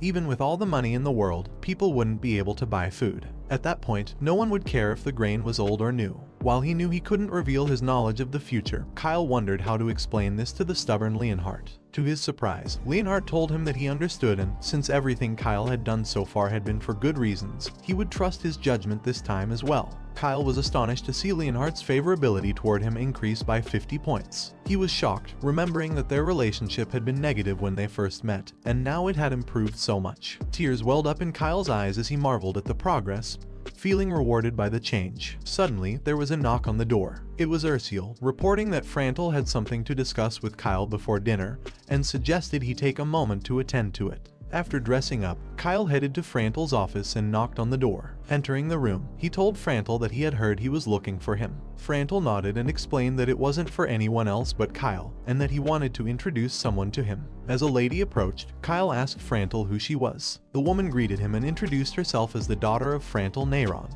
Kyle was stunned and surprised as the lady came a little closer. She respectfully introduced herself as Iris Neyron, leaving Kyle unable to believe she was standing there. Iris Neyron, thanks to her cute appearance and top 5% of grade talent, has garnered quite a fan base in fantasy defense. Especially in the early stages of the game, when levels are low, she proves to be a reliable force. However, her traits include arrogance, contempt for the weak, and a love for luxury. He vividly recalls her saying that anyone weaker than her must bow, and if they wish to meet her, they should bring jewels, nothing less than diamonds. Iris has many personality issues, and due to her unique luxurious trait, there are frequent reviews from players who went bankrupt trying to raise her favorability. Iris was an incredibly difficult character to manage. As power inflation took over in the later stages of the game, and S-rank and SSS rank magicians became more common, Iris, who was capped at her rank, became less useful and was eventually discarded by many players. He reflects that enduring her difficult personality didn't seem worth it in the end, but he hadn't expected Frantel to suddenly try to pair his daughter with him. Frantel explained that Iris is 11 years old this year, and because he himself was only 13, he thought they would get along well. Frantel added that Iris was also studying magic, and though he wasn't just saying it because she was his daughter, she had truly exceptional magical talent. Since he was also studying magic, Frantel thought it would be good if the two could learn from each other. He simply replied that he understood, but when he saw Iris's expression, he wanted to tell Frantel that his daughter seemed to have slightly different thoughts. He then politely greeted her, introducing himself as Kyle Salterian, the fourth son of the Marquisate, and activated his insight skill while expressing that he looked forward to her guidance. The system revealed that her talents included Companion of Mana and Magical Brain, while her traits were Enjoys Luxury, Appearance Worship, and Single-Minded Devotion. To his surprise, her favorability toward him had decreased by 40 points. He was shocked to see that she possessed the Companion of Mana, knowing that even though he had a unique talent, the Mana pathway, he had never encountered this ability before. He remembered from the original game that Companion of Mana was the #1 magic talent, possessed by only the top 0.01% of SSS grade magicians. This made him wonder how Iris, capped at a rank in fantasy defense, could have such a talent. He stared at her, wondering if, like Abel or Ursiel, Iris had perhaps unlocked new potential. Despite her difficult personality traits, which had led many to avoid raising her, if she truly had SSS grade talent, everything would change, and he couldn't afford to let her slip away. She then mentioned that she had heard much about Abel and Adolf's reputations, but she had never heard of him. She also remarked that, while he was only in the first circle, she was already in the second, and she wondered how they should handle the gap in their levels. Though angered, he smiled and confirmed that she had been twisted since a young age. He responded calmly, admitting that she was right, he was in the first circle, but he'd only been learning magic for 3 months, which left her visibly surprised. She couldn't believe he had managed to form a circle in just 3 months, knowing it was twice as fast as her own progress. Iris then arrogantly pointed out that starting magic at 13 was quite late, as it was common sense to begin by age 10 at the latest. He thought to himself that if he viewed her as a whining kitten, he could endure her snapping attitude. He explained that his late start was due to suffering from Hermimue, which he had only recently overcome. This left her stunned for a few moments before she asked if he had truly overcome Hermimue. She hesitated, about to say it was impressive, but then shyly clarified that he shouldn't misunderstand, she wasn't complimenting him. Frantel then interjected, asking if she had heard of Hermimue before. He explained that overcoming it required being born with extraordinary magical or aura talent, which is why those who conquer Hermimue are often called genius magicians or knights. For Kyle to have overcome such a significant illness at 13 was nothing short of amazing.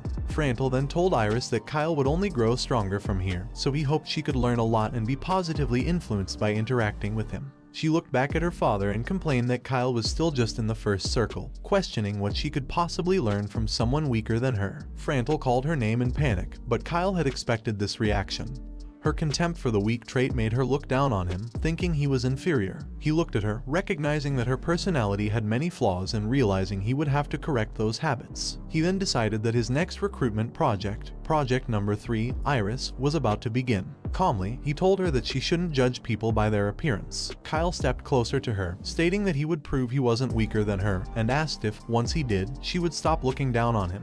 Iris stepped back, shy due to his proximity, and asked if he was truly confident, questioning how he intended to prove it. Kyle responded by suggesting they have a duel, a one-on-one match. Frantel watched them in silence as Kyle proposed that if he lost, he would admit to being weaker than her. However, before he could finish stating his conditions, Iris interrupted by shouting that she accepted the challenge. She added that if she won, he would have to kneel and lick her feet. Frantel stared at his daughter in shock, unable to believe her words, while Kyle simply looked at her as if expecting such behavior. Frantically, Frantel asked Iris where she had learned such things and reminded her that a lady shouldn't speak like that.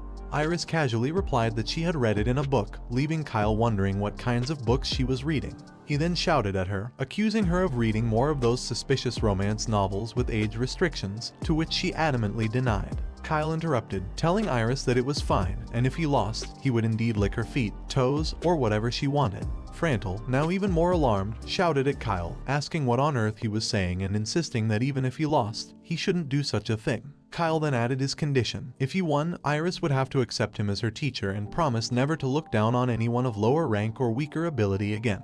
After a brief moment of thought, Iris confidently agreed to the terms, but not without arrogantly shouting that there was no way a first circle magician who had just started learning magic could beat her. She then stormed out of the room, slamming the door behind her. Frantel sighed and explained to Kyle that his daughter had some personality issues, largely because the whole family had spoiled her from a young age. He acknowledged that if Iris continued to grow up like this, it would be difficult for her to get along in the world. Frantel added that Iris currently didn't have any friends her age, and her reputation in social circles wasn't great either. Even a doting father like Frantel seemed to understand there was a problem. Frantel then apologized for Iris's rudeness and shared that since Kyle had gone through a stormy childhood himself, he might understand Iris's psychology and behavior. He suggested that it could be a valuable experience for Iris to lose and learn a lesson while she was still young, so he encouraged Kyle not to go easy on her, giving him permission to give her a tough fight. Kyle stared at Frantel in silence for a moment, then smiled, thinking that since he had the parents' approval, he wouldn't hold back and would teach Iris a proper lesson. Meanwhile, Iris stormed down the corridor, angrily muttering about how a mere first circle magician dared to try and teach her. She was visibly annoyed, but then she stopped walking, briefly recalling Kyle's face. Surprised by her own thoughts, she softly admitted that Kyle might actually be a little handsome.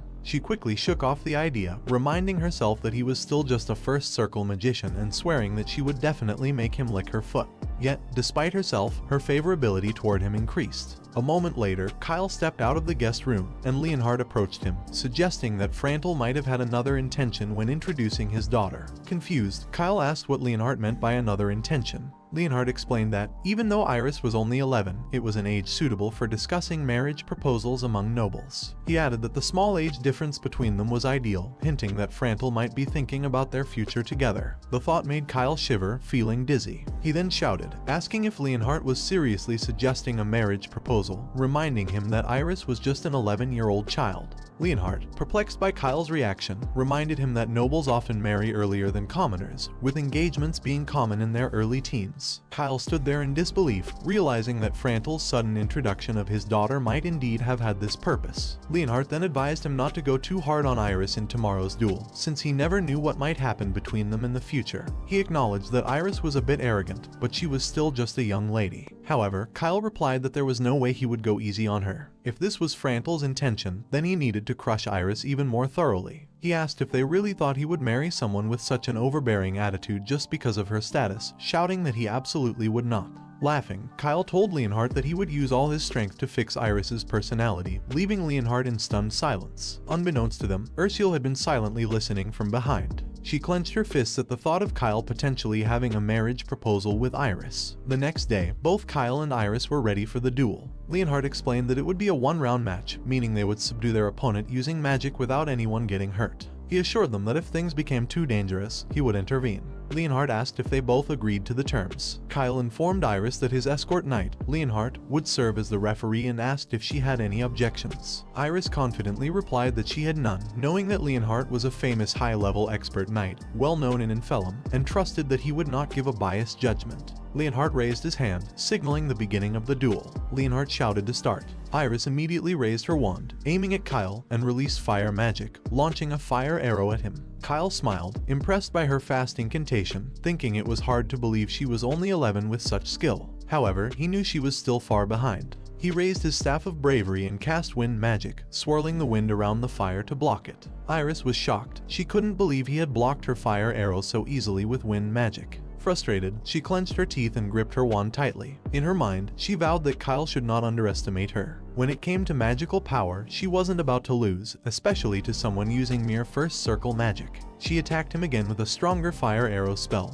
but Kyle effortlessly blocked it with his wind shield. He smiled at her, admiring her determination and noting that her magical power was impressive for her age. Without wasting time, Kyle cast another magic circle while maintaining the wind shield, asking her if she could block his next spell. He then released a magic missile aimed directly at her. Frantel couldn't believe what he was seeing. Kyle had performed a double cast. Such a refined technique from a mere first circle magician.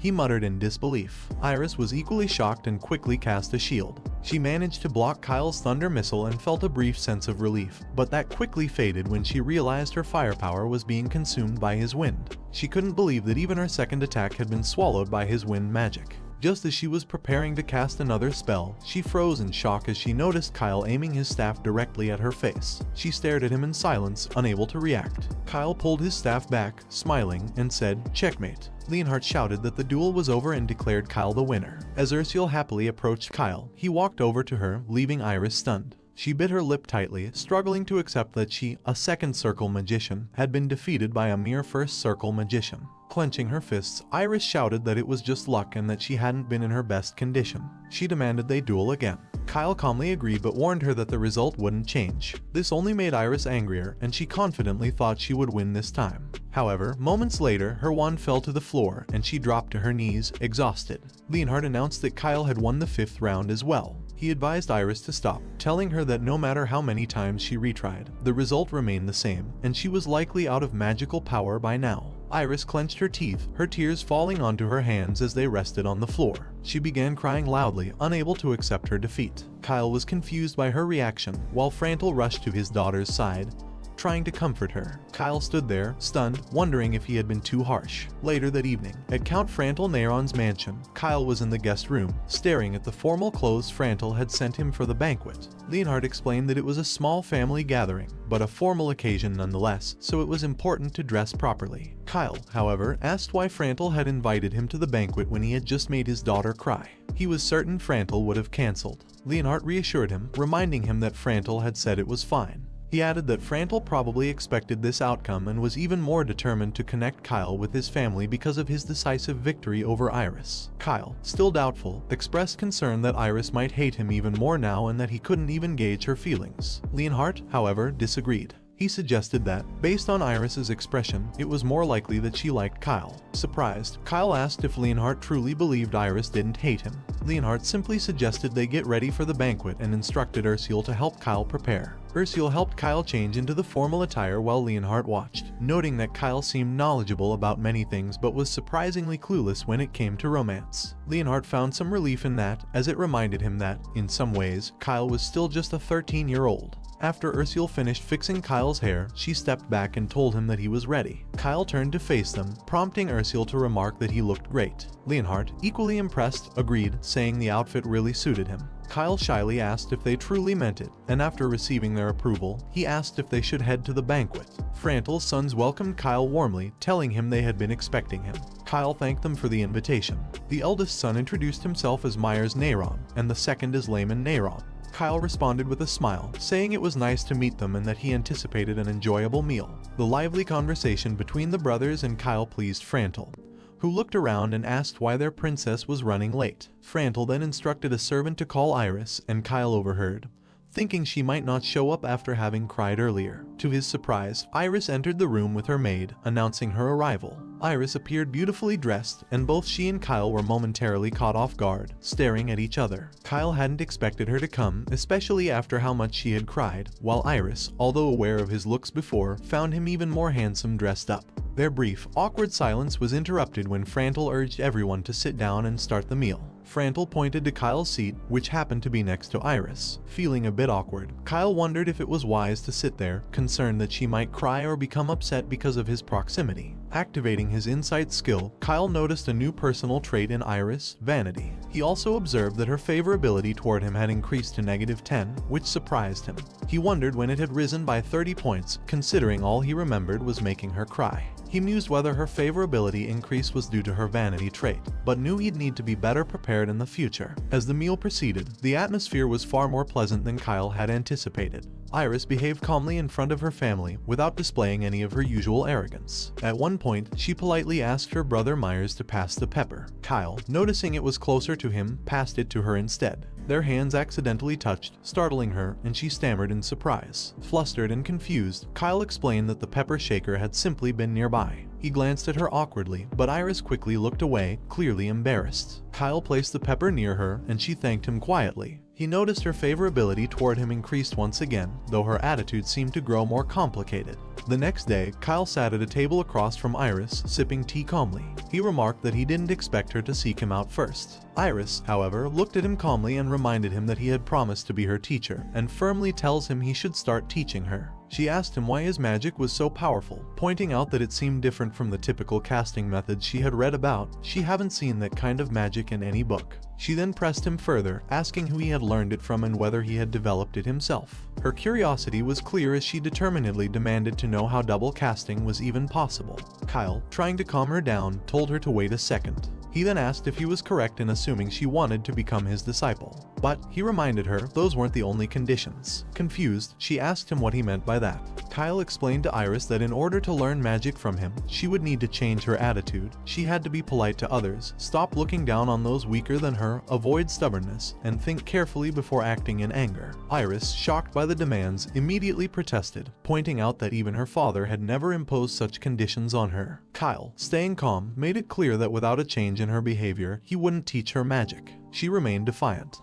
He then elaborated that his magic was cast through a unique method, one that he had developed himself. It was a hybrid casting technique, completely unpublished, meaning there was no other place for her to learn it. He emphasized the significance of having the original inventor teach her directly, something any serious magic student would appreciate. Understanding the truth of his words, Iris hesitated, struggling to accept the conditions. Eventually, she agreed, though her frustration was evident. Kyle, however, warned her that pretending to change only in his presence wouldn't work. He knew all her tricks, and to make everything clear, he had prepared something in advance. Confused and frustrated, Iris demanded to know what he meant, but she was left speechless when he produced a magic contract. He explained that the contract outlined the conditions she had just agreed to and that it formally bound her to becoming his disciple. He informed her that signing the contract was the next step, reminding her that breaking a magic contract would result in severe penalties enforced by divine powers, which no magic could undo. This left her stunned and unsure of how to respond. Iris, still in disbelief, questioned whether a magic contract was truly necessary, and expressed doubt that Kyle trusted her. Without hesitation, he confirmed that he didn't trust her, knowing that 11 years of ingrained behavior couldn't be changed by words alone. If her problematic traits could be easily fixed, he wouldn't have gone to such lengths. Kyle further revealed that her father, Frantle, had given him the magic contract after their sparring match the day before. Frantle had requested that Kyle teach Iris, believing Kyle was the only one capable of managing her difficult personality. As a precaution, Frantle had provided the contract, asking Kyle to use it if Iris refused to listen. The contract was a rare treasure, one of only 2 owned by the family, and Frantle had entrusted it to him because he was serious about seeing Iris improve. This revelation left Iris shocked, unable to believe her father would go to such lengths. Refusing to accept the situation, Iris turned to leave, shouting that she would confront her father. Kyle, frustrated by her defiance, called her back and warned her that if she walked out now, the contract would be void. This would mean that he would no longer teach her magic, and she would never see him again.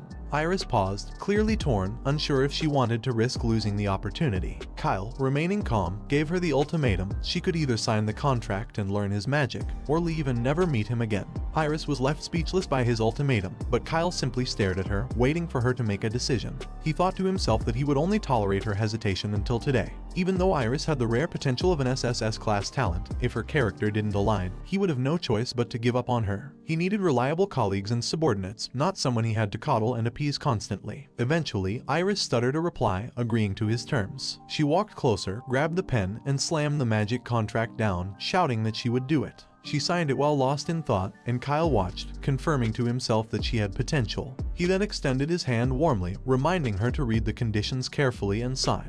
He explained that he was the first party and she was the second, which made her glance at the contract again. As she read through the rules and penalties, she noticed that one of the penalties was a mild stomachache and asked if he truly meant it. Kyle confirmed, and she realized that what she had been so nervous about wasn't such a big deal after all. She mentioned that it seemed fine, but Kyle just laughed softly, thinking that she was following along without fully understanding, as she hadn't experienced the penalties yet. Iris continued reading and hesitated when she came across Clause 7, which carried a particularly strict penalty regarding combat participation. She asked if it was really necessary, and Kyle explained that if she feared fighting, there was no point in learning stronger magic. He then asked her why she wanted to learn magic in the first place. Iris was taken aback by the question but shyly admitted that she wanted to be better than others. She enjoyed being praised and found it thrilling to defeat others and make them submit to her. She confessed that she loved when people admired her, which was why she started studying magic. However, lately, she had begun to enjoy magic itself. She liked seeing her skills improve, and getting stronger was so satisfying that she didn't mind studying through the night for it.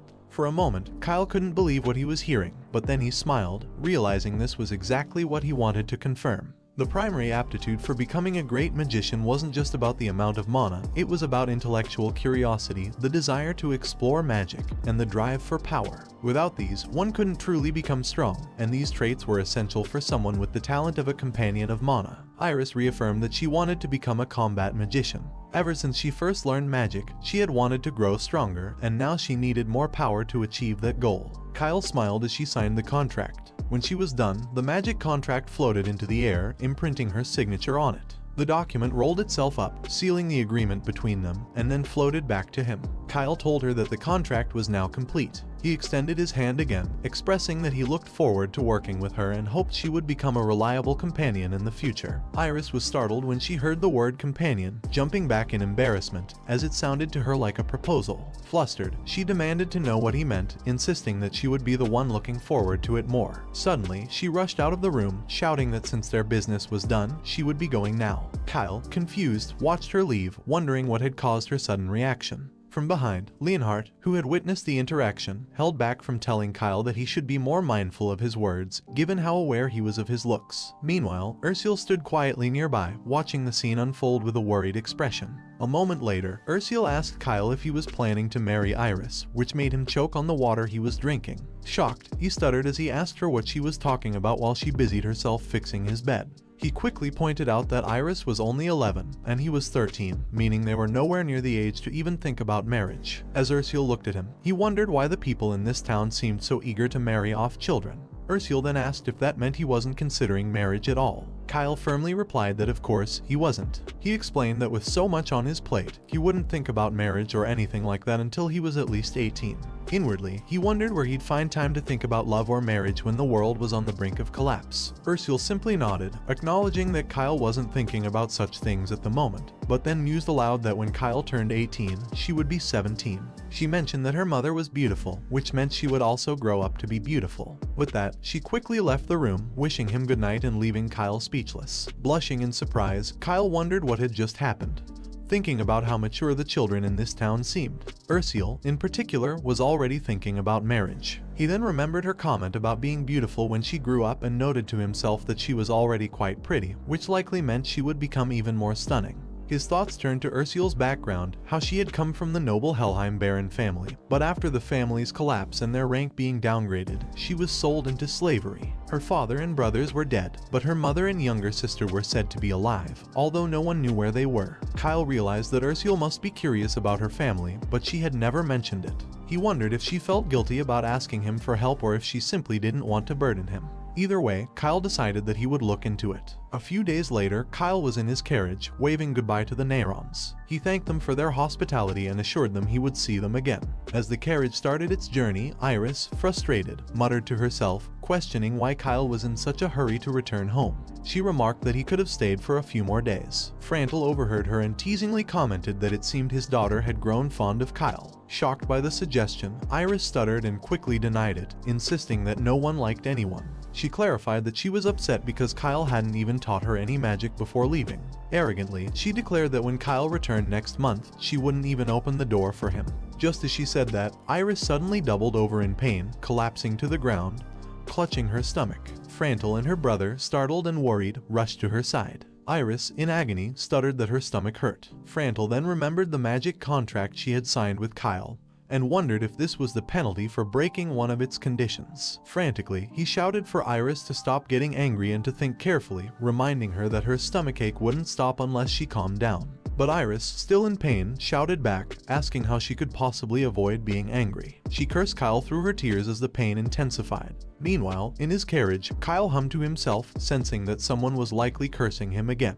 Knowing exactly who it was, he laughed to himself. After returning from Impellum, Abel came to see him. When Abel mentioned something unexpected, Kyle was surprised and asked if Abel had really bought grains from Impellum as well, wondering why he hadn't mentioned anything about stockpiling for the Great Famine. Abel explained that after hearing Kyle's story, he had a strong feeling it was the right move, so he decided to buy some too. When Kyle asked how much Abel had bought, he was shocked by the amount. Abel had purchased 100 times more than he had. Kyle couldn't believe it. Abel had bought so much, and yet he was completely unfazed. Abel explained that he had a gut feeling that the more he bought, the better. He added that even if he lost money, Kyle shouldn't worry, he wouldn't hold it against him. Kyle, however, wasn't worried at all, knowing they were bound to make a fortune. He then jokingly asked if Abel was one of those lucky people who always won the lottery. Abel laughed and admitted that while gambling was a bit extravagant for his status, he had never tried it. Kyle, feeling envious of Abel's foresight, thought that with Abel's luck, he wouldn't need to gamble anyway. Later, at the training grounds, Rimton was practicing with a wooden sword, swinging it back and forth with precision. Kyle approached him, carrying a clean towel, and asked if Rimton had called for him. Rimton stopped and thanked him for the towel, then inquired about his trip to Impellum. Kyle replied that Frantle had treated him well and that his stay had been comfortable. Rimton mentioned that he had just received a letter from Frantle, who had written that Kyle would be teaching Iris magic. Kyle confirmed this, explaining that his path had crossed with Iris's, leading to that arrangement. Rimton, after some thought, noted that Iris seemed quite unique and that teaching her might be a good experience for Kyle. Kyle agreed, assuring him that he would do his best. Kyle then remembered something and asked Rimton if Frantle had mentioned anything else in the letter. Rimton recalled that Frantle had spoken about a potential engagement between Kyle and Iris, but as he knew, the Seltarian family didn't have a tradition of early engagements. Neither the eldest nor the second sons were engaged yet, so it wouldn't be appropriate for the youngest to be engaged first. Kyle agreed, adding that he had a lot to learn.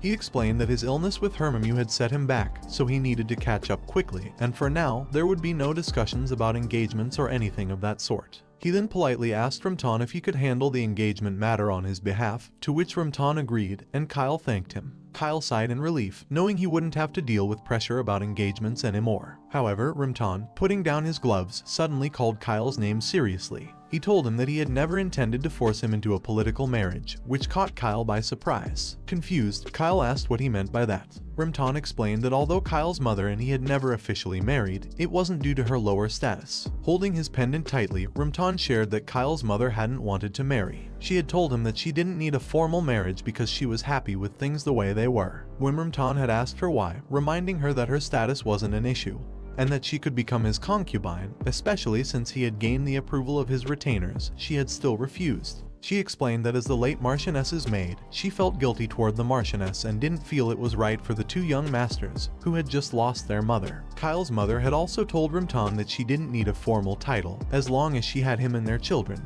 That was enough to make her happy. She had then asked Rimton if he would protect them, which had taken him by surprise. She repeated the question, whether he would protect her and the children, and he had assured her that he would, expressing his love for both her and their children. Rimton explained to Kyle that he and his mother had loved each other deeply, and that's why they had him. He advised Kyle that when choosing a spouse, he should consider the family's interests, and not to worry about differences in status. Rimton went on to admit that he hadn't done much for Kyle up until now, but from this point forward, he promised to support whatever Kyle wanted to do. He firmly swore that he would be there for him in everything. Kyle, stunned and speechless for a moment, wondered if Rumtan felt guilty or if these were genuine fatherly feelings. He suspected there was more to it. If Kyle, the youngest child and far from the line of succession, married the daughter of a powerful family, it could cause conflicts within the family. Knowing how much Rumtan valued the stability of the family, Kyle reasoned that Rumtan likely wanted to avoid any unnecessary complications until the succession was fully stabilized. It was typical Rumtan logic.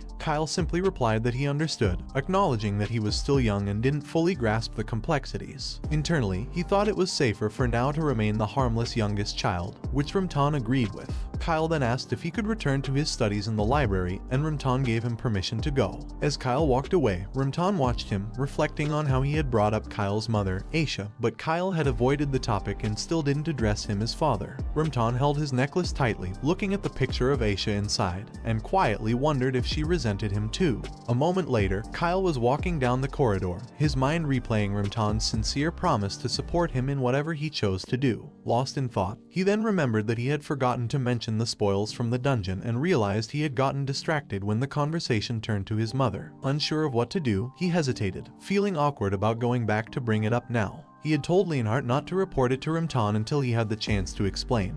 But he wasn't sure whose order Leonhardt would prioritize, his or Rumtan's. Sighing in frustration, Kyle decided that if Leonhardt reported it, so be it. He would deal with the consequences when they came. For now, he continued on his way to the library. As he walked, Kyle suddenly bumped into someone at the corner of the hall. The man apologized, but then recognized him. Looking up, Kyle realized it was Duke Seltarian, the third son of the family. Surprised by the encounter, Kyle couldn't believe they had run into each other right after he had been thinking about him. He also noticed that Duke seemed taller than the last time they met. Even though Duke was 2 years younger, his physique was already much better, likely due to his early knight training.